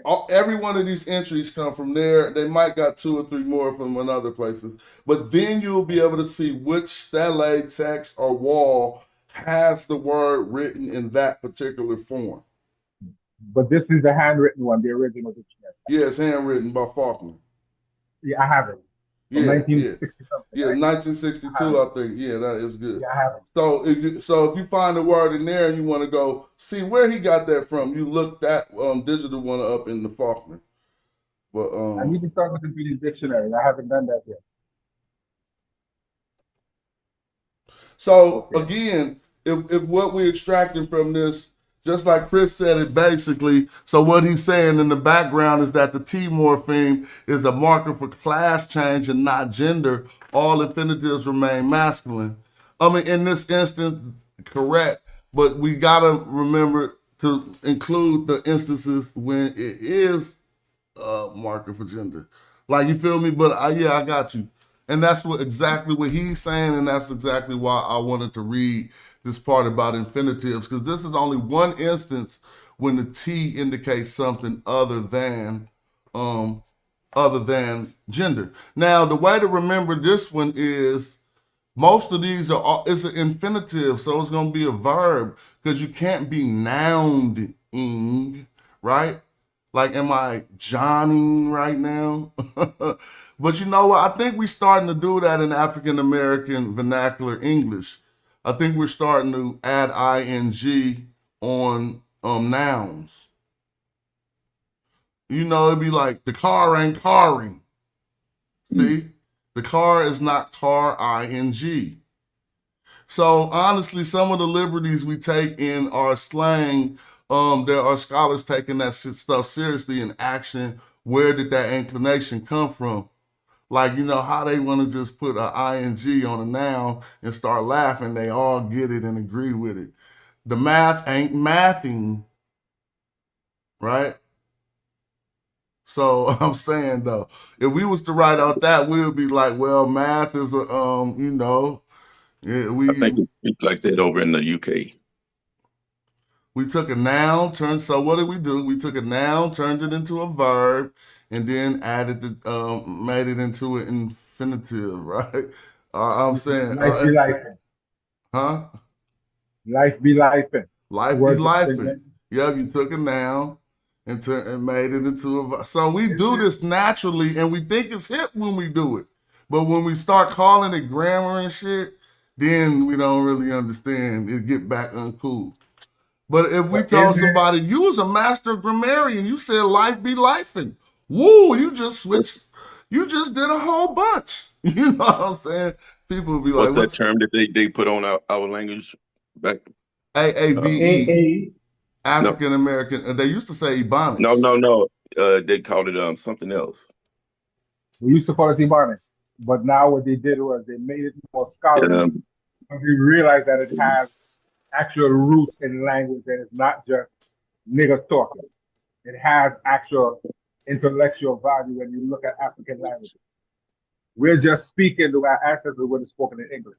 That is why they stopped calling it Ebonics, because it has an actual scholarly value now. So and now, for the Mm. level that we've been talking about on this show, this is about to get really useful for some of the readings we be trying to do. Like, and then, in the places where we get stuck, it offers another toolbox. So he's just talking about the mutable and irregular verbs, basically just, bringing them up so we be familiar with them. And we see shim, right? But he says with the T. So we know shim means to go. Now, when we see shemet, we can clearly say, oh, it is an infinitive, right? And we gonna gerund it and give them going. That's a good tool to have in the toolbox. Now it says shim is not, however, a third weak root. So how do we reconcile that? Because the sh is really just one. Yeah, I get that. It ain't really SHEM because the SH to the ancient Egyptian was one symbol. You feel what I'm saying? Shh, one sound. Right. It's the taken from the pool. And plus, nothing is falling off of there's no third consonant falling off, and they still putting the T on it. So what we got next? This is one I see often, and again, we just seen this one. Joey recently in a text. Yeah, we see that in a lot of texts. Yeah, and so now we should just know, okay, the reason why we having problems with it, we know the root, it, but then when we see it feminine, it is in the infinitive state, and we gonna gerund it. So we're not gonna, I hope I'm saying that right, gerund or whatever, gerund, whatever. But so we'll, instead of saying to come, we'll just add the ing. And also with the iutes. UT is what it's. UT, okay. Yeah. So let's talk about that. Now my brother said UT, so I already understand the system of transliteration you're using, but it seems like you're using two of them at once. Let me ask you a question. EET and UT. Here's the question I want to ask. I think you are changing this I into a Y to pronounce it, right? So then you put an E in the middle, and from Y to E to W, you got U. Then you said UT, so you didn't put an E between the W and you didn't say you wet. You feel what I'm saying? So I'm just trying to get an understanding of how your system works. I'm just taking the root U and then adding a T to it. UT. Okay, just like EET, we don't say EET. We say EET. Oh, okay. So you wouldn't say Ute? Well, I've said that at a number of times too. Okay, cool. Yeah, I feel you. So yeah, like one word, Ute. Oh, yeah, I feel that perfect. And I take either one of those. I know what people are saying if they say you wet or if they say Ute. I just go through my head at the different ways they because I know the vowels. We all conjecting the vowels, so I know what we're dealing with. But that's totally different. And you have the license to, but based on what? It would. That's what I would say. So you basically saying you leaving the I as an I, and so you're leaving it Exactly. as a vowel, and then what are you doing with the W? Woot. Are you changing it to a U or keeping it as a W? No, wooty. I Or mean, no, uti. Sorry, so uti. That you would be are uti. so think I'm about your tripping. I'm system. tripping. You changing the U to a vowel, but you keeping the I. There's really no transliteration system that do that, but I feel you. So But you so see, but you know what the problem is? I'm reading the transliteration instead of reading the glyphs. Because if I read the glyphs, I would know. I would have, you notice when I read the glyphs, I pronounced it differently, right?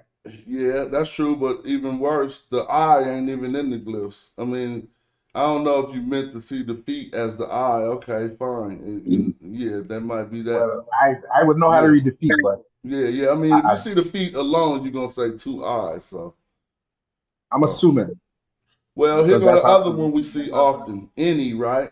But yeah, the any got the T on it, and neat, right? And we should just Neat. now know that's easily to say. The only yeah, difference yeah, is the ing, bringing. But now we dealing with deep.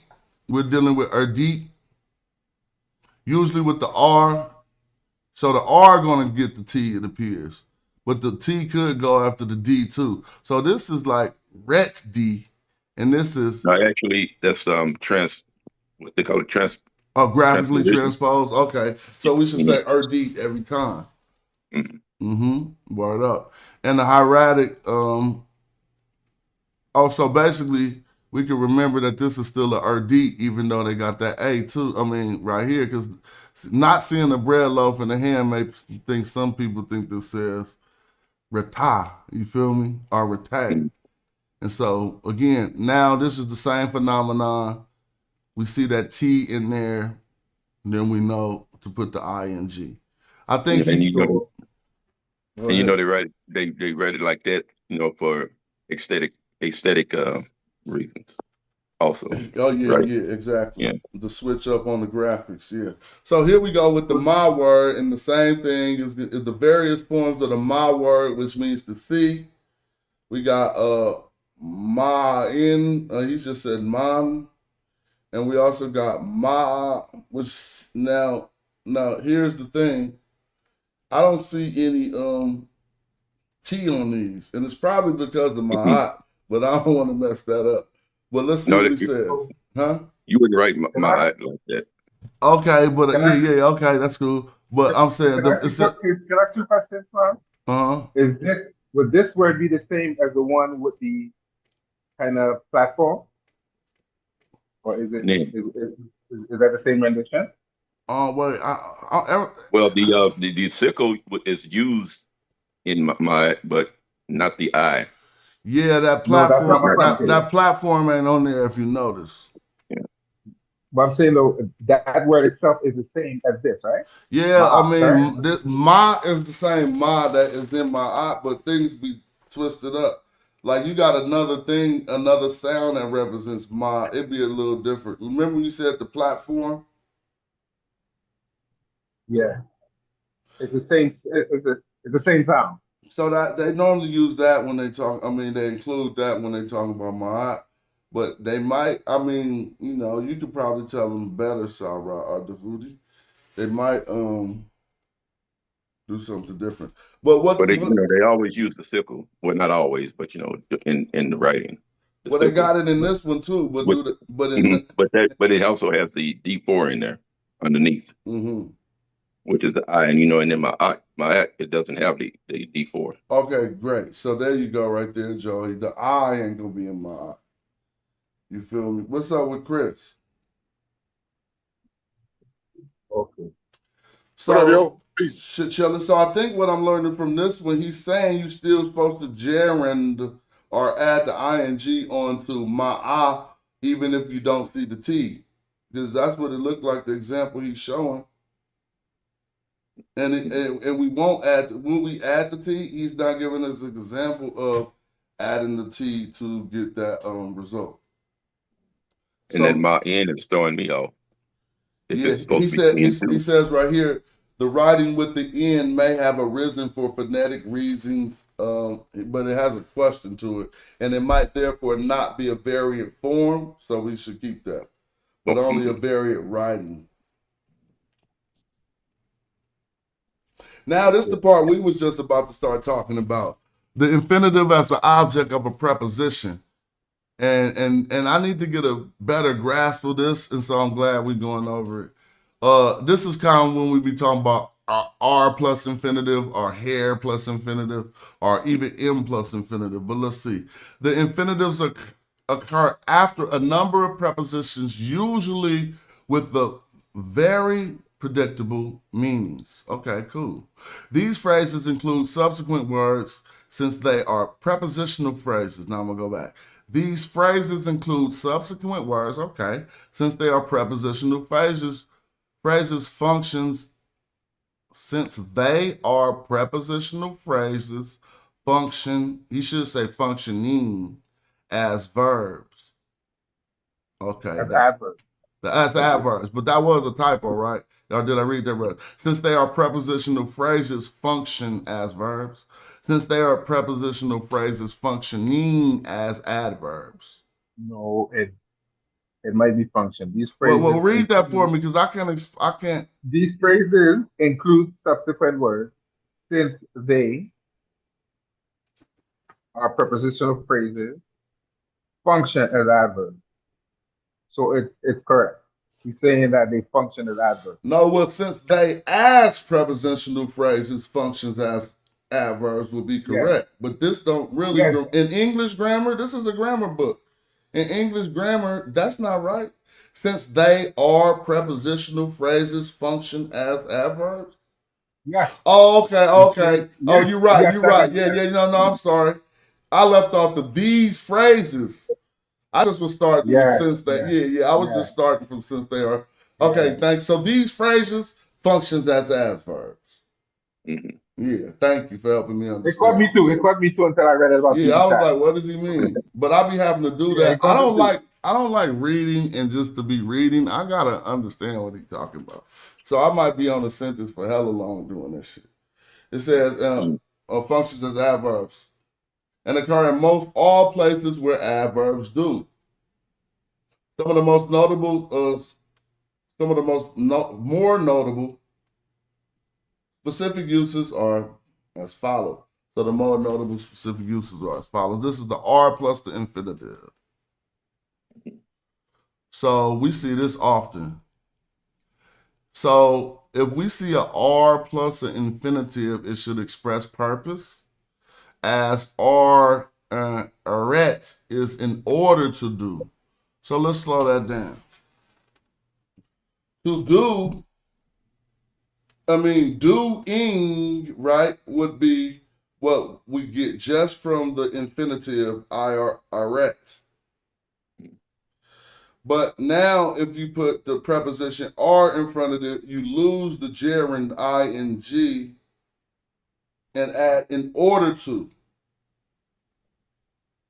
Which is the to or into. Yeah, but since we need to express purpose, that's why order went there. In order to is expressing purpose. Mm-hmm. Like in order to do something. In order to do. That's what he said, in order to do. Am I saying that right, Chris?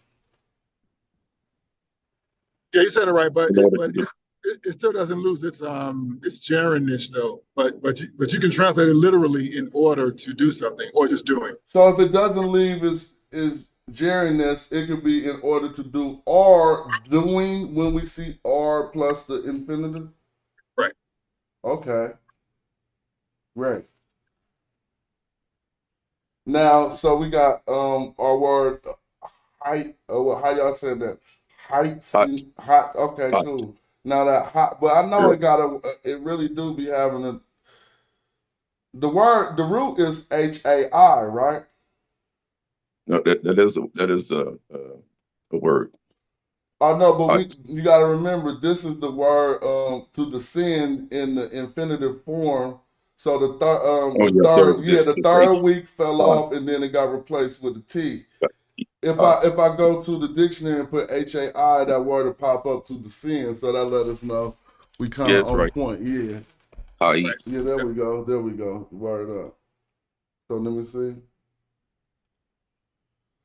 So that means the same effect. Now you said, Jaren, let's probe the thought. I'm with you.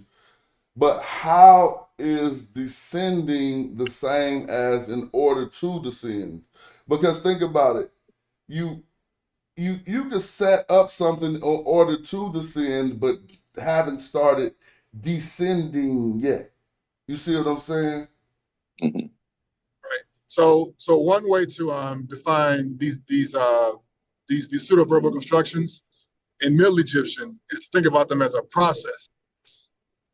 So when you see a hair, or when you see a M or plus infinitive or air plus infinitive, you can think about it as a process in general. I'm with you. And yeah, I think the word process even will fit better than expresses purpose. Right. Because if you say expresses process, yeah, okay. It's a process. So that's why sometimes you would translate you would translate infinitives or even the hair plus infinitives as the act of doing something, or you would say the going, or to make it nominal, right? The hearing or the eating. Okay. Then it said this is a very common use of the R plus an infinitive. Much less commonly, the R has the force of a comparative or superlative. So, and that's in lesson 4950. Let's talk about that.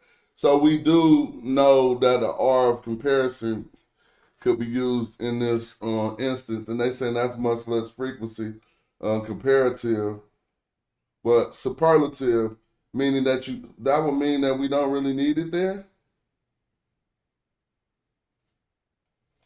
Superlative mean you don't really need it, right? Well, no, superlatives are when you compare things like this is bigger than that. You know, the Okay, love, okay. the So, ruler of rulers. You know, stuff like that. oh, okay. So, I was thinking, I was thinking a different super word, superfluous or something. That's what I was thinking. Or some other word. I might have just made that up. But so comparative and superlative, one is greater than. Comparative is just comparative. Superlative, one is greater than. Right. So you can use the air in superlatives, or you can use the apparent adjective, the how we, the doubling, can be used as a superlative too, along with the air. Okay. So in his what minette, what's the second word? Asat, but I didn't know why it's from Asat, minette, Asat, op or ip, I If guess. Yep. So what is the ip? That's the count, right? See, I think Yeah, it means to count. yeah, Yeah. yeah. So because it says the herds, or it says the cattle. You know, minette is herds, though, right? The herds are two. They're numerous to count. So he put the two in there because this is a what? It's not that is that superlative? Yeah. Using the air as along with the infinitive verb form of the verb to be a superlative. So the air it to count. Yep. Or because normally it is a verb, right? It means to count normally. Yeah, so here it Yep. makes it um okay, I feel you, it's too much to count right Right. now. Yeah, too numerous. And this is the power of infinitives, right? Anywhere where nouns can go, verbal nouns like infinitives can go. And then that's why they pop up everywhere. All right, well now this is gonna be a good one. Kafet, right, plus the infinitive. Now it says it expresses temporal relationship. Now I understand Kafet and how they got that to mean the enemy at one point. It just mean against something, right? Or something in your face, or I mean, not it ain't always negative. But look, can y'all help me with Kafet before it means the enemy or whatever? With. It also means with. What you mean with As like a, as a, as a preposition. WITH? Yes. As a preposition, it means with. Oh, And for real? mhm, Well, that's the Yeah, but one that he's. Mm-hmm. yeah, that's a little bit different though. I think mhm. what you're looking for as a verb, the verb het means to be opposed or to be opposite of, to Oh be no on the no no. other Yes, side. that too. No, that was me who confused it. Oh, Because okay. Sorry. you're right, Chris. I referenced it as a verb, but if we see here, it's not the infinitive. It's actually the preposition kefet. Mhm. He hasn't said Ah, what the infinitive is, so I did that. I went to the wrong kefet. So this one has nothing to do with the enemy. This is the preposition, like you were saying, Dehudi, which just means they say win right here, but that's plus the infinitive. With, yeah. That's plus the infinitive, maybe, right? yeah, Oh, Yeah. when, while. so by itself, it's still win. Kefet. Yeah. It's as a preposition. Okay. And so it plus the infinitive means when. Well, let's just look at kafet iti. So if it means when, and I mean this iti means one who has a. But now look, they saying someone got there. So this really an infinitive? Because this is just coming. I mean, this would be coming or arriving when arriving, right? Or Being returning. or when But returning. I'm Or just trying while, or when. or while returning, but I'm just trying to strictly stick to his rules of when to gerund. And he said that this one was ing. Then I'm trying to figure out how he says when someone got there. Oh, he Right. did. Just try to remember it's a Uh, process. All of these infinitives, these preposition plus infinitives, try to keep in the background a process that's occurring Okay. currently, Okay. and So a current occurring process. So he spelled out the process by saying when someone got there. Yeah, I see that. And he also did upon arrival fits kind of like what I was thinking. He gave that as a second option. So, I don't want to muddy the water too much, but sometimes a good way to think about it, at least it works for me, is that when they say these adverbial phrases with adverbial, it means an entity as it relates to a circumstance or a process. So when you have it in a sentence like that, it's relating an entity to something that's happening in Middle Egyptian. hmm. An entity as it relates to a circumstance, a process, what, when, that kind of thing, time, etc. Now I've seen this before, and I remember I translated it like the enemy coming. You feel me? Because my grammar wasn't up, and you know how one can make that mistake. You see what I'm saying? Or the enemy, I didn't know where I was at, but yeah, okay. So now we got M plus cat, not M cat plus the infinitive. So now we're dealing with a prepositional phrase plus the infinitive. Yeah, so mhm. compound prepositions can also fit in that. So you can have not just hair or air or m, but you also can have compound prepositions. Word up. So like you just said, imchet. So MCAT is after, and now it says plus the infinitive expresses prior. Oh, it was before. Wait, prior action I thought was before, It is after. but then he says after. Right? He say that. Yeah, because het sometimes is used to mean, Oh, okay. so in the process of being after. Het. So whatever statement you made about the action should have been made before MCAT or whatever. No, because it'll be after doing work, right? So it'll be. What if I said MCAT cot? No, cot is not a verb, though, huh? So what if I said It would be after working, MCAT after having shift? work. Okay, he says after seeing. He has MCAT ma'a. So it's basically after. I see it, but it's his express prior action is throwing me off. It's after the gerund, basically.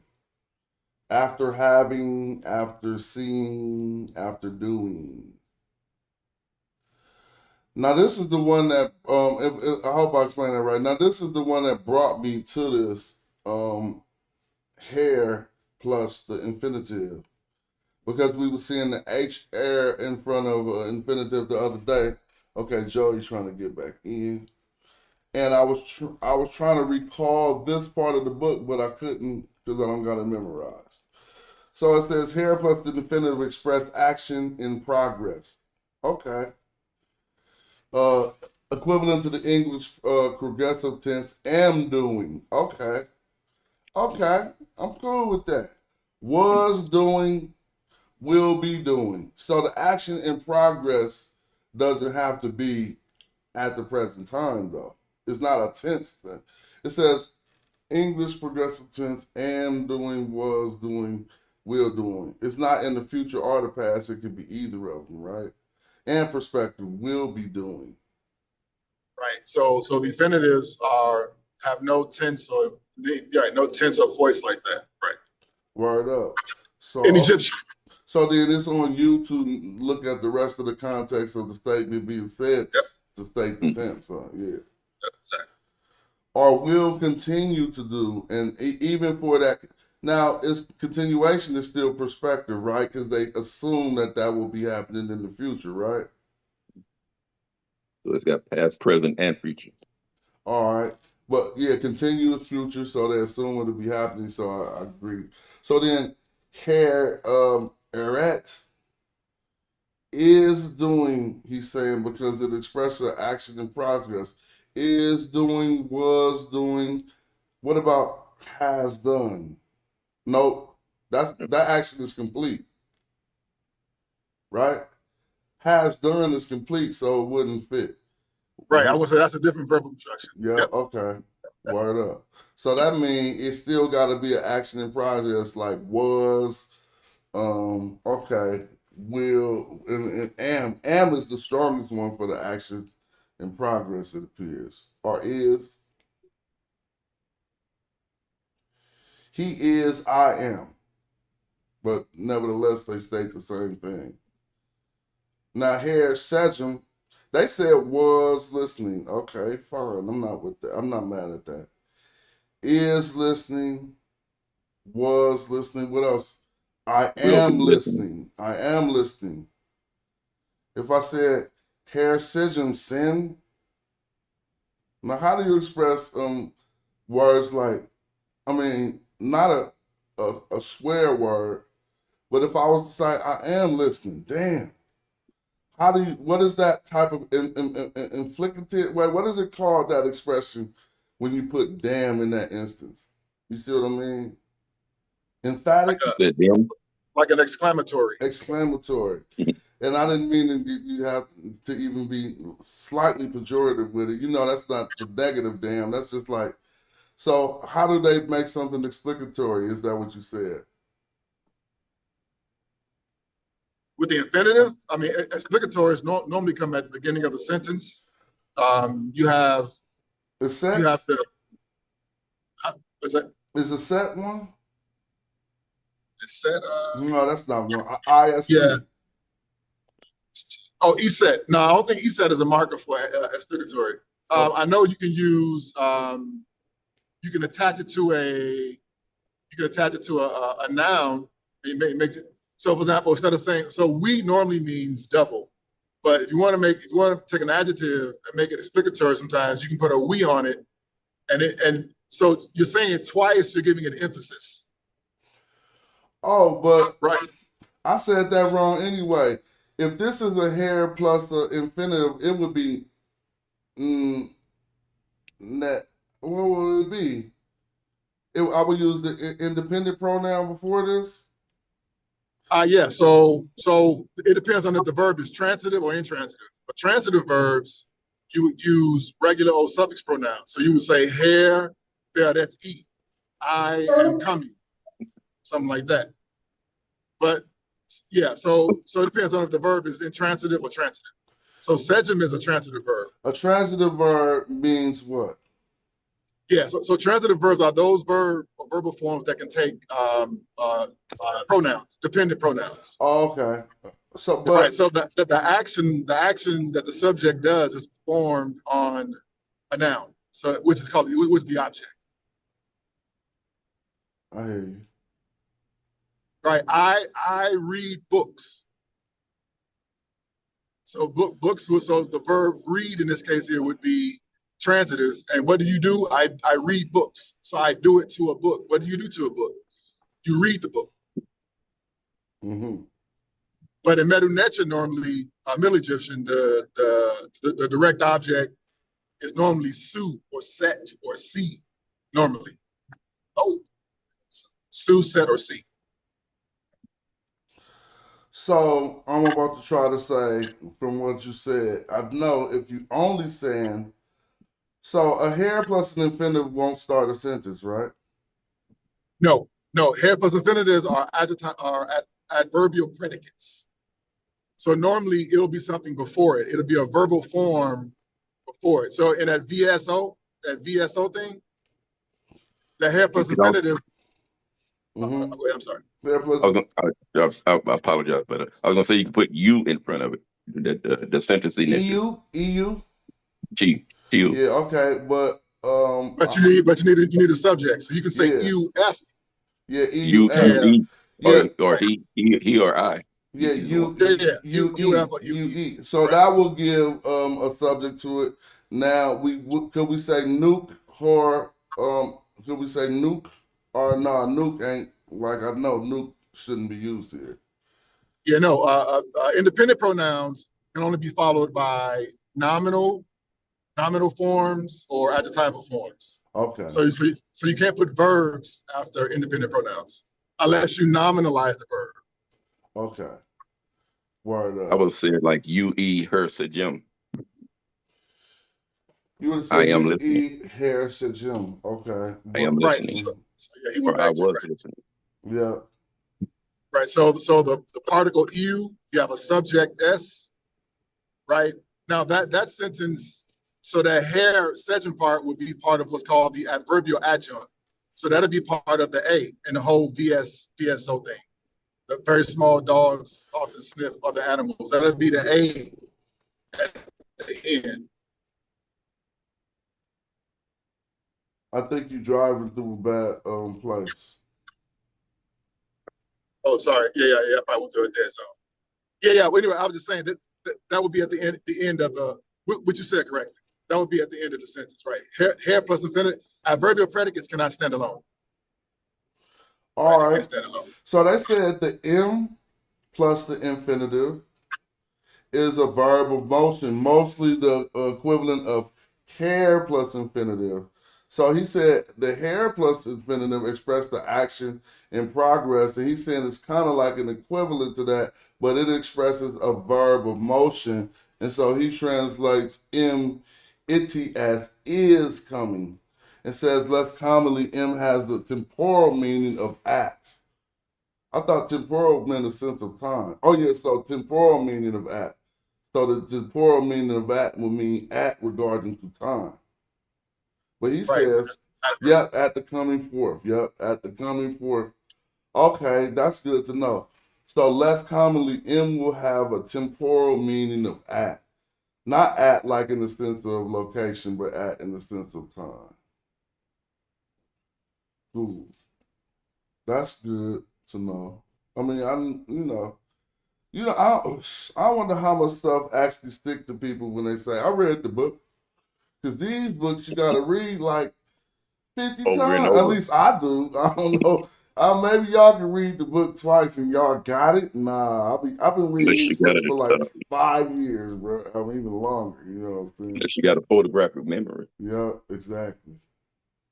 So now we got. Yeah. So Go ahead.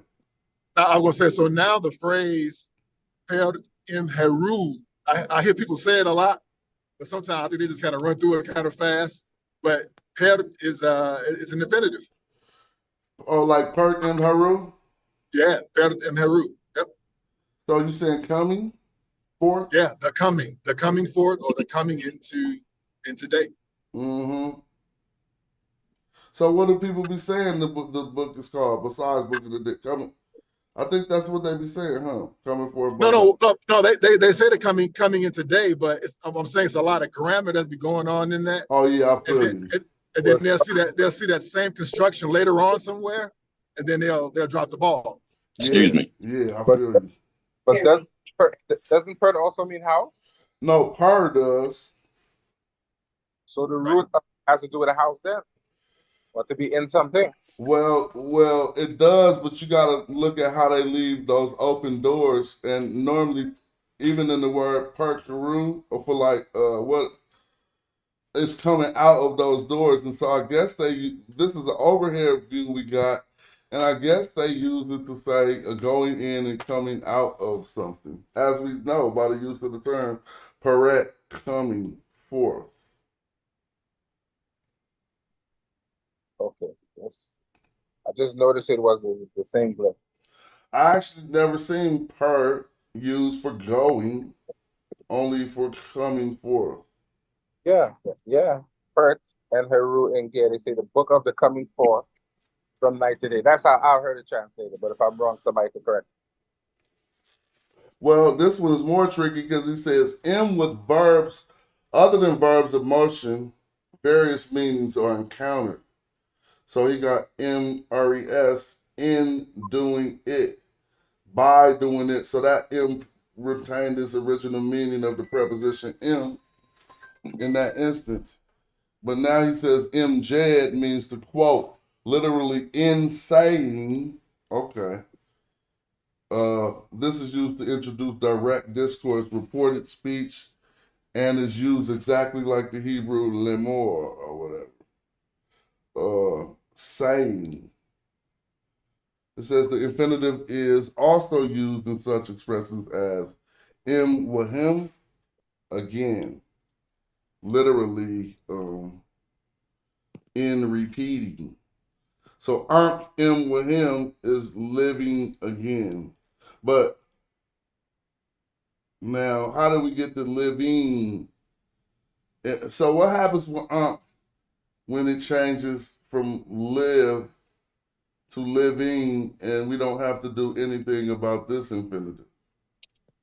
So Because The life M is a with him. noun, so life is a noun, right? That's probably why, and so it's a thing, ain't it? Now, but living is a verb, so it did something different, and we ain't reading about that yet. But it changed word classes in a different way. But this doesn't seem to be expressed as a one who lives again.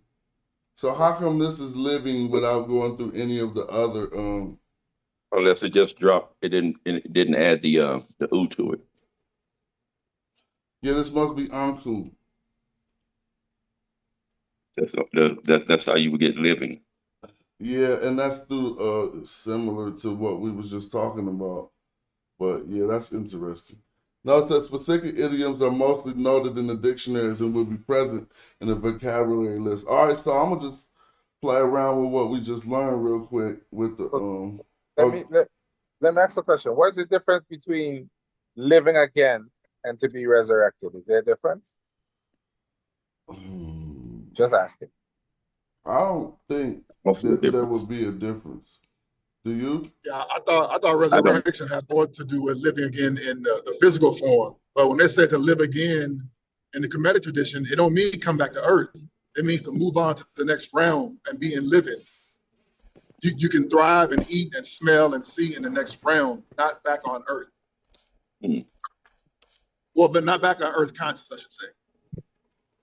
So does this refer to coming back to earth, or is this the same thing as resurrection? I'm just curious. I'm just saying, normally resurrection means I will come back to the physical form, right? In the Judeo-Christian tradition, did you say you resurrect the body? When Jesus resurrected, right, he's what it came back to earth, right? Lived on earth again. So already I messed up, right? Because I'm trying to say after she was going, but this is a MCAT plus an infinitive. So I can suffix this infinitive or not?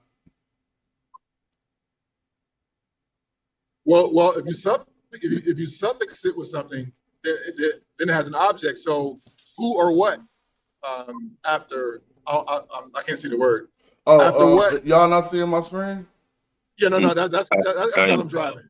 Oh, don't worry about it. So I'm gonna tell you. I wrote MCAT, then I put the shim with the legs and just put an S after it. Okay, so after she comes or after her returning. Yeah, but that's correct grammar. Like you can suffix this M plus infinitive with a pronoun. A suffix pronoun. Suffix pronoun. Yeah, okay. Right. If the verb is transitive. If the verb is intransitive, you have to use a dependent pronoun. I gotta remember what that mean again. That's my problem. Intransitive. I'm gonna look it up. One can be so an easy way to remember it, the word trans means to move or to go across, right? Oh, so if it's about Transfer. movement, you mean if it's about movement? No, not necessarily movement, but the action of the verb can move onto an object. Or a person. Okay. Or to put it more generally, an entity. So some verbs are set up where the action can't move to an entity. Which that's intransitive, right? Yes, exactly. It's intransitive. So this would have to say after she was going, right? No, going is a transitive verb. I go to the temple. All right, well, let's think about it. But MCAT means after, right? Right. And remember he said it was about, and then now what if we say MCAT shim? Let's leave her out of it. MCAT shim is after going? After returning? Whichever after one. Going out. Yeah, okay, after returning. Let's use returning anyway. MCAT shim. Now, if we say MCAT shim S, what are we saying?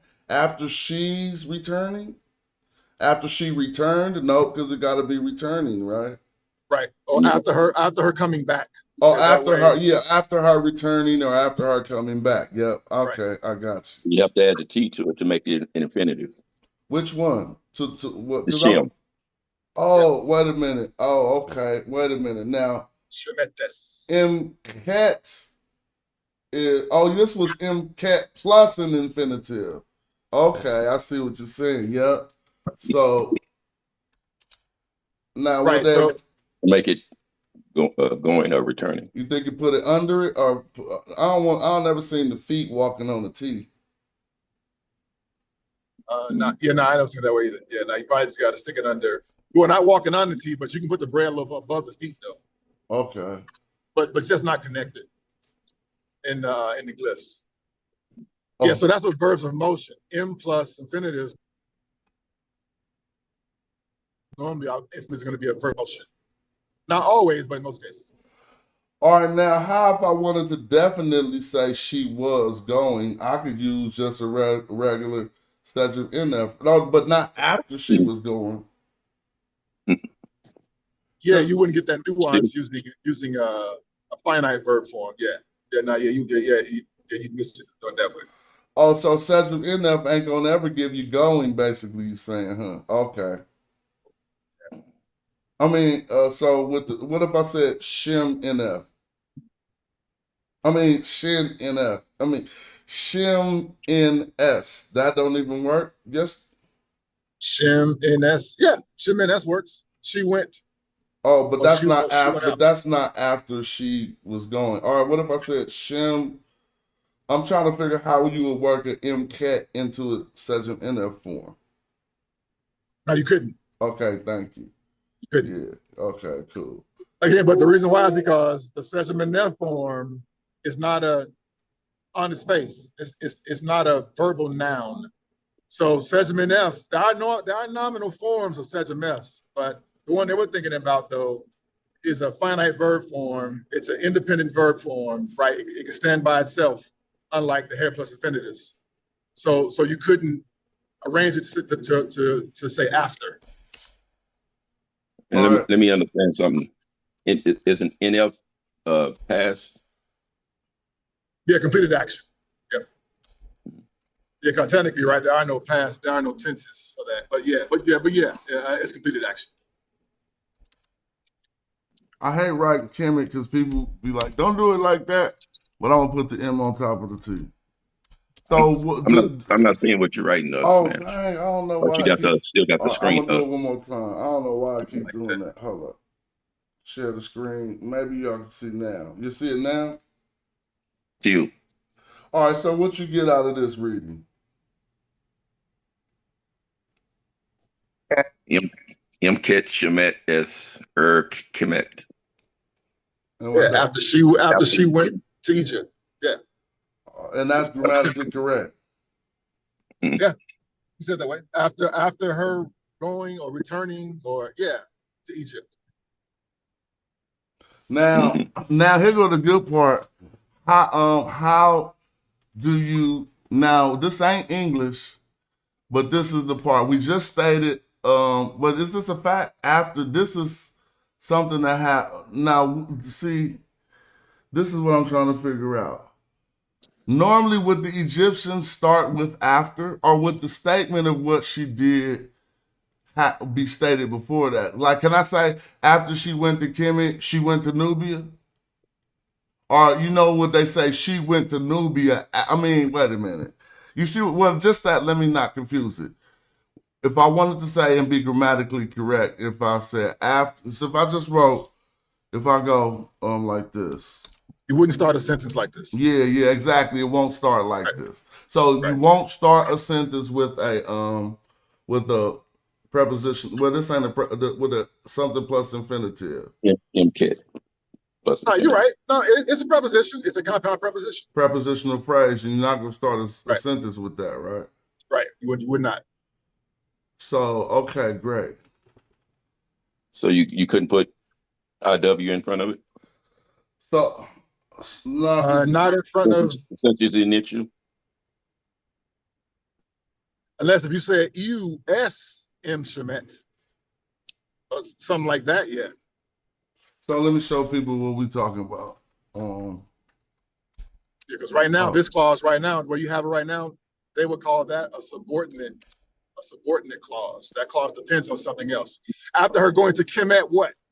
After her going to Kemet, what? Yeah, that's what I'm about to see. This is a dependent clause, and so the part that it depends on should be before it.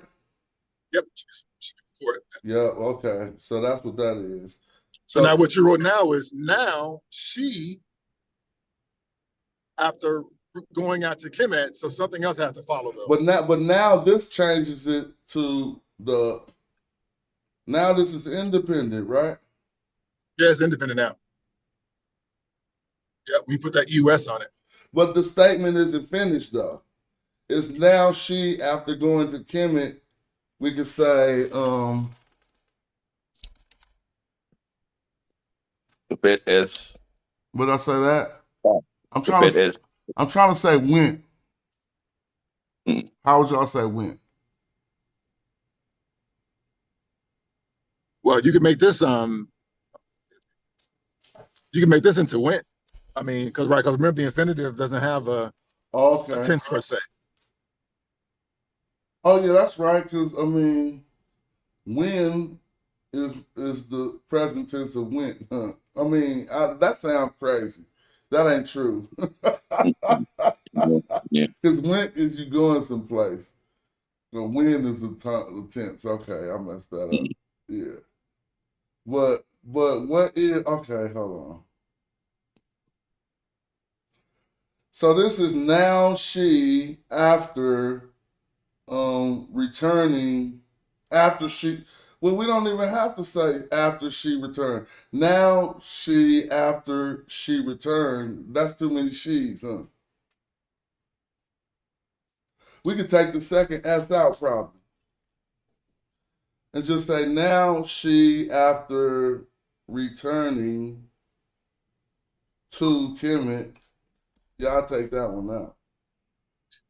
Yeah, even if you wrote it though, you wouldn't pronounce it, right? Because remember, that's the way you wrote it gives it a sense that it always happens. It's continuously happening the way you wrote it. There's this UF plus adverbial predicate the way you wrote it. Yeah. So we did inject the EUF and it's meaning more than just now in a sense. Is that what you're saying? Yeah. Yeah, because like it's like she. If you say EU, she be going to Kimmy, and she, you know what I'm saying? It's like, I mean, basically, I know it as a statement of a fact or an introduction to a sentence, but if you stating the fact that saying now after she go to Kemet, that's like she always be going to Kemet, and Yep. this is what she do every time after she do that. Mm-hmm. It kind of expands the range of it a bit. Yep, exactly. But I don't know the one that will be exactly accurate for just a one-time statement of us telling the story, just saying now after she went to Kemet.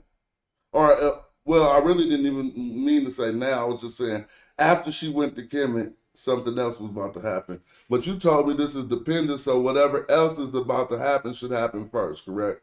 So say Ra was in the sky after she went to Kemet. That would have to happen first, because Ra was in the sky is an independent pronoun. I mean, independent clause. It can live on its own, but this one can't because after something happened after, so it depends on another clause. Is that correct? I thought that was Yep. the next clause you was gonna come out with. Which Just one? going to Kosh. So I'm gonna take the EUS off and try to construct it in the way that is the way we would probably see it. So something would a clause would happen before this, after she. I'm gonna say, let's say something more complicated. Let's say how to say. You know what? Smash. Let me interject one minute. Okay. A good way to do this would be to write the sentence in English first, All right. and then let's work from English backwards. Do you know how to Not get directly into English in the JSS real quick? There's a way that I can do it. go to what's the setting? Go to It's something I can just click English or something, huh? you gotta choose English letters. Philological markups? Nope. Let me see. Click on click on insert. Yeah, insert. Well, you know what? Don't trip. Edit. I'm just gonna write it in. I didn't find it, but I'll just write it on a Word doc right on the screen. I'm tripping. ChatGPT, anything. All right. Well, I want a more complicated. I mean, not the easiest sentence. So it's like after returning to Kemet, let's say something complicated in English and see if we can get that into. So I'm gonna say. Let me see.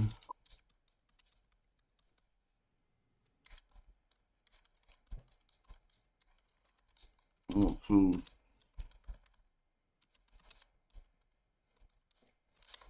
oh, this gonna be good.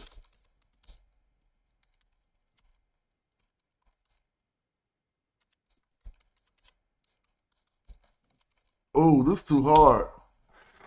I think I even got it too hard for y'all. Can y'all see my screen?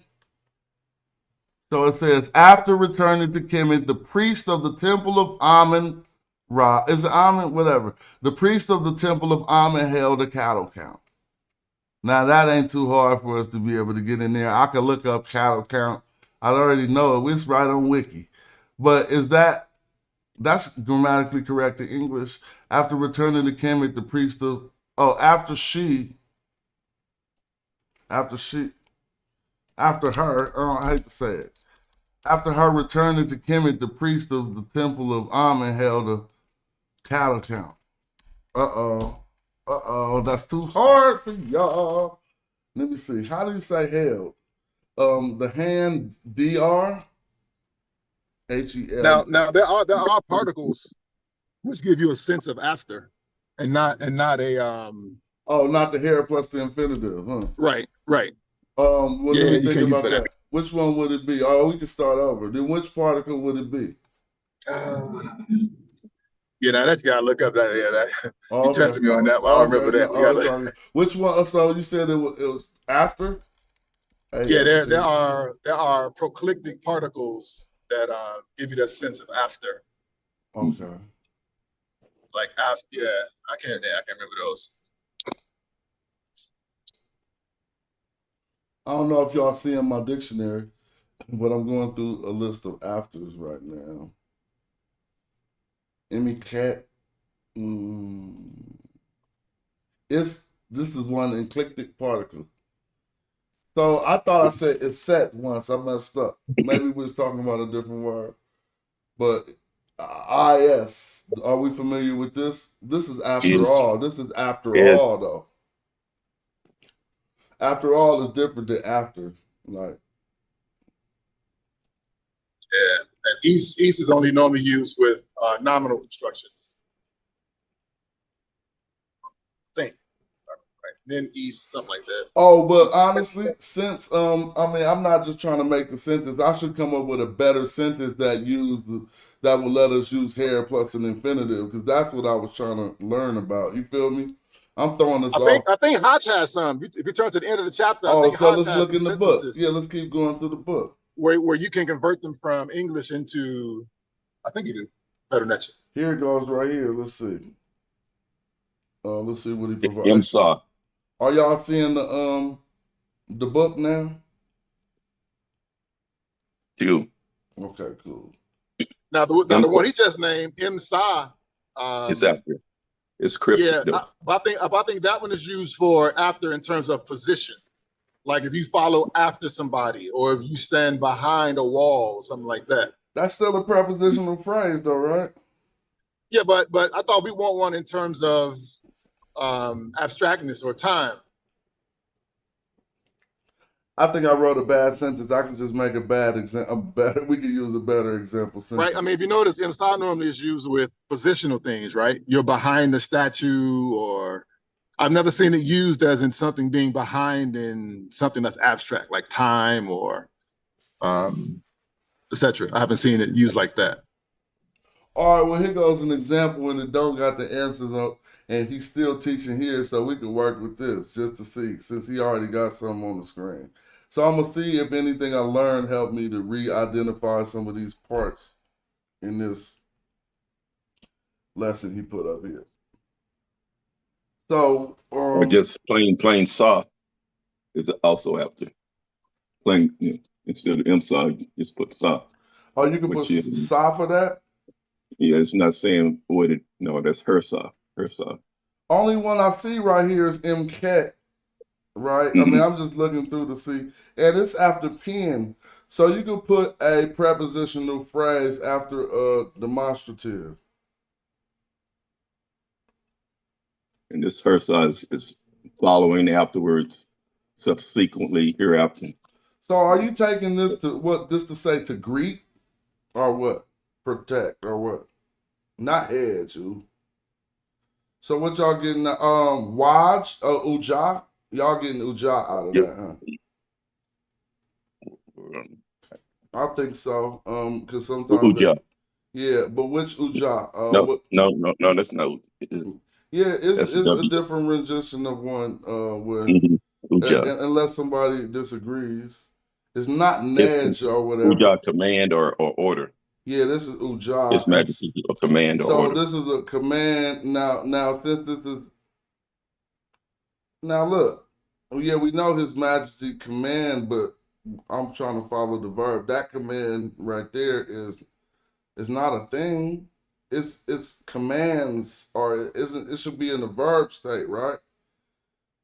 Verb, subject, object, verb is what I'm thinking. Order. So if the subject is His Majesty, then that's probably VSO. You feel me? Verb, subject, object, adverb, or whatever. But I'm just trying to see. So I would try to say, how can we state that as a verb? I could be wrong, but if it was a command, His Majesty commanded, or commanding, His Majesty commands, I would just say. What is Shah? What is Shah? Saj. You know what that is? And it got this determinative too? I can't see the screen for some reason. Oh, okay. Let's see. It's got the mer. I'm gonna reshare it. I don't know what's It's got the going on. mer. I mean, I could put the answers up, and then we could, because we ain't really trying to, we try this. I want to see it actually. I don't feel like I'm testing myself. I want to see it. So they said watch Hemef Saj Mer Pen. So they want to pronounce that Mer. But I don't know what the word Saj is. So, What was the determinative? oh man, hold on a second. My The arm holding the stick. I think I went down here. Oh, so they said myrrh for that. So now this is like His Majesty commanded whatever shod is and myrrh. I'm about to look up. Yeah, I think it means canal or to something. dig out, excavate. Yeah. Yeah, okay. Oh, I'm gonna take y'all word for it. Yeah, Oh, it's a quarry. Oh, shod means to excavate. Oh, it's a quarry. It's a quarry. Yeah. So are we cool with His Majesty commanded or His Majesty commands? Or, Yeah, no, that's classic VSO. Yeah, the verb is first, so command, His Majesty, the dredging or something, or the there's something with construction. Now this this construction. is myrrh, so of the canal. This canal. After, right? So His Majesty command, because it says MCAT. So this is just the time. I was just trying to form a sentence off MCAT. So basically they said, His Majesty commands the dredging of this canal. Now that is an independent clause. Now here comes our prepositional phrase after, and it's going to connect us to a secondary clause, right? After what? This is Gimet. So after finding it. Hold on, but that's Gimtef. Right, after him finding it. Oh, so hold on. Gimtef Su? Gimet F. Gimet F Su. Gimet F Su. Him, he after he find it. Yep. Okay, Gimet F Su, if y'all see that. Now, here's the slowdown. I mean, I want to point this out. When this glyph be on the Norman palette, we don't never say nothing about it. Is this the ba or something? What is the boo, right? Jabu or something? Jabahu. So this is Jababu? Jababu? Or would you just say Jabu? No, I think the B is not pronounced, so because the B is in the ba. But right, that's a phonetic complement to the first said glyph. So Jabu. Jabahu. Jabahu. Oh yeah, I'm tripping because that's a triliteral. It's a triliteral. JBA. Oh, JBA. Or DBA. And what is it? A wall or something? What is a jabal? It's got to be. What are jabal? Multiple walls, huh? Or just one wall, jabal? Yeah, see the wall determinative there. So yeah, it's probably something with some kind of structure. So what is up here? I mean, on how you say that at the word? Near. Near. Now let's go slow. The M is still a preposition because near must be a noun, right? It's stone. Yeah, that is right. You're right. Mm-hmm. So after building, so after they dredged the canal, he found it. Wait a minute. Full of stone, blocked up or something. Oh yeah. So stone. So Jabba is the word to look for, huh? Right. Probably means blocked up or clogged or something like that. Peace. What's up? And what's happening, everybody? Peace. Capital D B capital A. Yep. Jabba. So occupied. Yep. Occupied. That's like filled up with or a ritual object or. I mean, was they looking for a throne? Plymouth? No, I think it meant the use of occupied or filled up with. Even though it didn't say filled up with. It says. When you get a chance, can you take a look at that one glyph that's, I guess, in the word of filled? Let's do it right now. A field, S-H-A. I mean, S-H-A, shot. You talking about that word, this glyph we was looking at the other day? A triangle glyph, yeah. Triangle? Well, it's like. Not this, right? No, that's the Shah. What other glyph was you talking about? Go back to the lesson. Are you talking about the triliteral Jabbar? Oh, Jabba. Yeah, I Yeah, do need to know more about that's that. It's on the armored pallet. Yeah. Y1. Oh, that's it. That's that. I mean, not Y1, but T25. That's T25. Yeah. Word up. So now we just did the sentence. Do we got the answer to it on here somewhere? But I did learn how these two clauses is going together, and they're linked with this M plus the infinitive, which was after, right? Again, was this right? MCAT. What was MCAT again? I can't remember. After. After. Yeah. After finding it. Now let's look. They said His Majesty commanded the dredging of this canal after his finding it blocked up with stones. That was damn near like the perfect.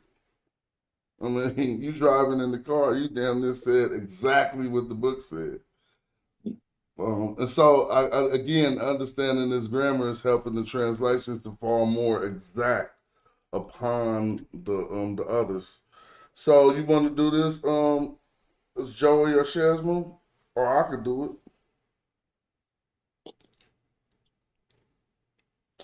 I mean, it's too easy for me. I'll keep it real. Joey, if I messed up one in here, after we just talked about all of these, I should say exactly what it say. So you, Ma'a, NF, Perret, and then we got, that's what I messed up at though. Because I see is that the city sign above the T? I don't think so. Is that I think that's a placenta. That's cat. That's cat, but what cat or uket? That's what I'm trying to say. That's what threw me off. I don't know uket, and I know that word. Perketu? Yeah, shit. Why would they have done that? It's got something to do with night. Uket. Yeah, we do know, but I said I was gonna not mess up every word, so this one I'm gonna do. I'm gonna go back up to the qualified part where he's showing us his definitions. Yes, darkness or night. All right, you found it? To you. All right, I don't need to do that no more then. Thank you. You kind of quick with that. So let me hold on. Let me go back, and I don't want to mess it up. What's the phonetics? Huh? Is it the ket or is it the is it uket? Well, they go another. When you want to do this one before we go down, it's transliterated for you. Right. It's got an MCAT on it. All right. MCAT, give me a. You probably get it better by looking at the glyphs and not the transliteration. All right.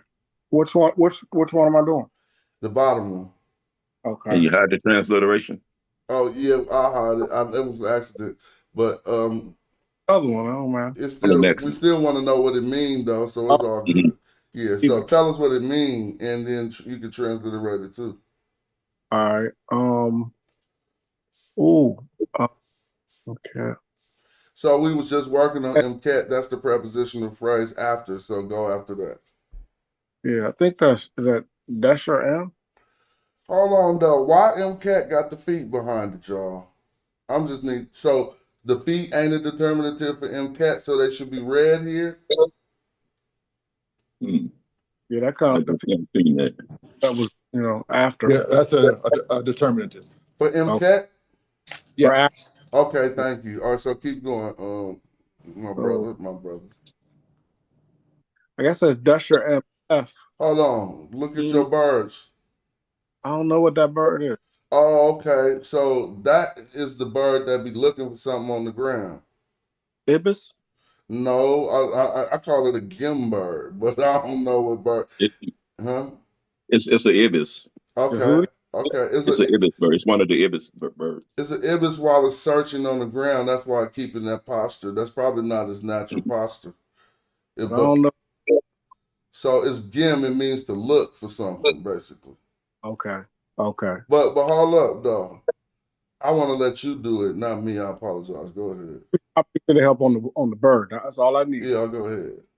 Maybe I'll get about that duck in the back too. So let's start over. MCAT, GEM, F, in Hold up. You After missed Gim, what something. you see? TF, Tef. Yeah, you said F. No, I said, oh, okay, you might have didn't hear me right. I said Tef. M, Ket, Gem, F, in. Oh, you said you did it again. You said F, and you said Tef. With right again, when you read it again, you said F again. I'm All just right. saying because I was made to believe that I heard something wrong, but then you repeated it the wrong way again. But it's not. I'm just saying. Let me repeat it again and see if you still hear the same thing. I'm, M, I'm Ket, not the only one listening. Gem, Tef. What I said? You said Tef that time, bro. Come on now. You're doing me wrong, man. Y'all be making me think I'm crazy. Go ahead. In, Keti. Oh, On, right? or on. On Tati, maybe. You did that Tati. right there. Chachi. Shotzi, Shot. yeah. Sorry. You go ahead. So what that mean? Well, you said Gem was you said seeing or searching for something, looking. It's either looking or finding it. Either you can find it or you looking for it. After. Yeah, use find. Use the meaning for find. Okay, I guess after he found or oh no. In. Yeah, I'm not sure about the last phrase. In Chetty. But anyways, after I would say, look, he did something. He did something after he found something. Well, I'm only stuck on the Tef, so let me try this next. Okay, And then y'all can help me. Now the I was reason looking at it as or you Gemet. you could go ahead. You could go ahead. Gemet F. Oh, After he found. yeah, okay. After being. Excuse me. You got the floor.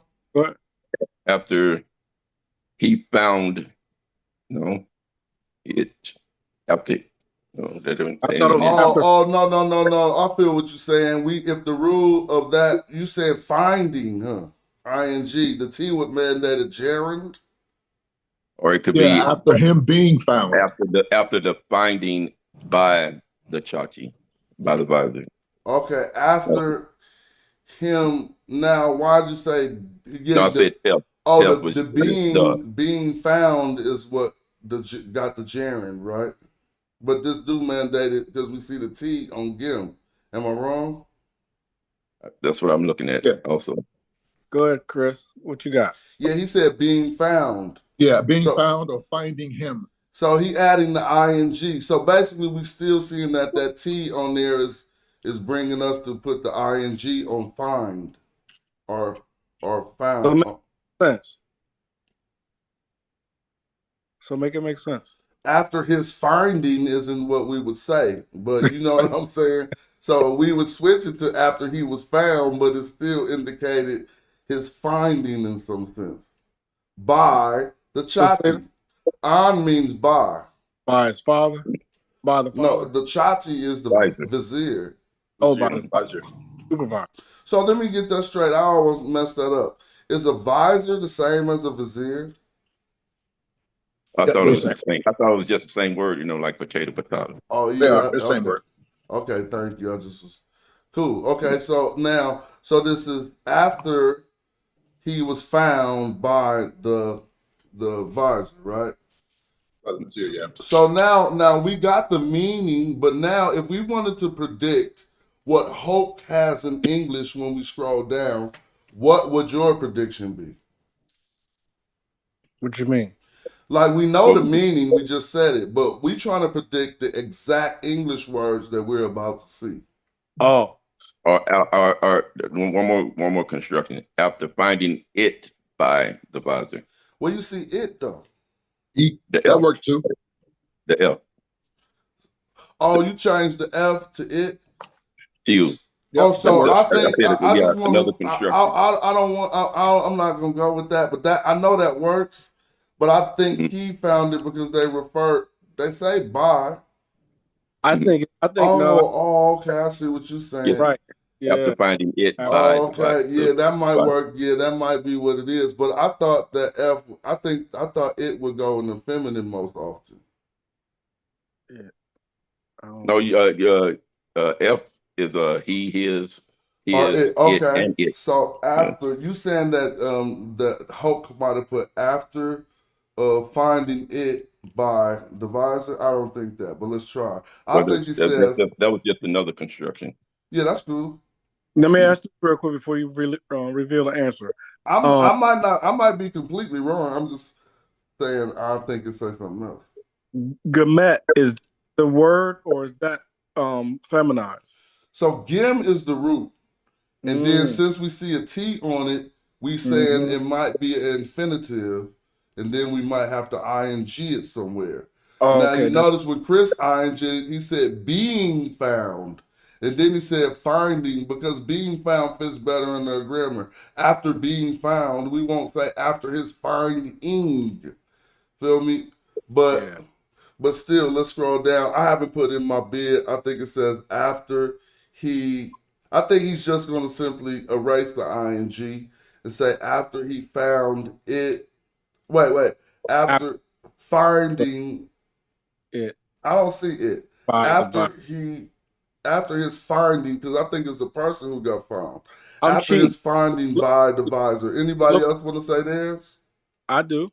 What? Look up to the two above it. See, it says after making it. I Mm-hmm. bet it says after finding it by the. Okay. But see, what I said is true. It would have an S. See? But that's just in this instance. What I said was most common. Here's it with the F, right? So I don't want to You might make be right. no, here's it with an F. So it seems like he is saying it in all of these examples. Yeah. Except for the person. After finding it by the all right, let's look and see. After the visor, told you, bro. I'm from East Oakland. After It's the finding visor him. finding him, bro, he got Mhm. found. East I Oakland, my East first month. Oakland in the house. East, I'm just playing. So he left out by. Well, no, he got what's in the parentheses but there. but what I knew was he got found right here, and that's his The finding finding. of He him. put finding him. You feel And me? then the other one says after finding of him by. Oh, that's Yeah. cool. Yep, The way that's fine. the ownership visors. That's kind of The crazy. reason why I wanted to go with him being found because I'm not as deep. I mean, I look over hella text, but in the ones I be seeing most often, I see an S for it. But you just said he got an example right here of F for it, and I know F can be it. I definitely know that. But you know what? I think the patriarchal aspect starts to kick in, and man's inclination to name inanimate objects female things. I think it start happening that way. So when you refer to your car, you be like, "She be running." I ain't never heard a dude refer to their car as a masculine thing. You Right. feel As me? him. And I think that started somewhere. This may be before that, but eventually, I mean, maybe philologically, we might see more S its than F its. That's all I'm trying to say. Mm-hmm. It might not be true, but just from what I think I retained from looking at hella text. Okay. So That this makes is where he talking about the intransient verb, and I just hadn't got to that part yet. This is already 3 hours, and I'm trying to chop my videos up into smaller ones. I still got some stream in me because my wife be like, I'm gone in your whip, so I'm gone. So I'm like, okay, I'm gonna be here. So I'm gonna close this one down, and hopefully, if y'all ain't doing nothing, we'll get back in after lunch. Sometimes I will be streaming, but yeah, I think I'm gonna try to grow my page this month by doing more shorter videos and see if it becomes more fruitful for me. I appreciate y'all always stepping in and making it. Even I got some contribution to the channel while doing this lesson, so I applaud y'all too for doing that in the chat. I appreciate it. I'll close this down and be back after I go get lunch. And if y'all are available, please kick in because it's always going to be the same type of useful content. If they don't notice its usefulness now, they might be looking at 10 years like, man, them brothers was on it, bruh. And so I thank y'all for making it another good show. About to close this down. Sure. Good All note. right. Peace. All right. Peace. Touch up, Peace. everyone. Hope What's so. that? Now, Yeah, this is me freshening up and them helping me. And as I freshen up, I just get my armor just get so much stronger, bruh. Like every time I look at some text, now I'll be, oh yeah, it's just getting better and better. So, and this is also to inspire people who want to start from point A. We will possibly in December, if I could get things set up right, be starting from point A and trying to walk everybody all the way up to where we at now with a bunch of good workshops. So I want to put it together because I want to inspire it, but I don't want to be the main teacher. I could teach and we could do workshops with a bunch of teachers and all give our opinions and bring people forward. All right, I'll be back later.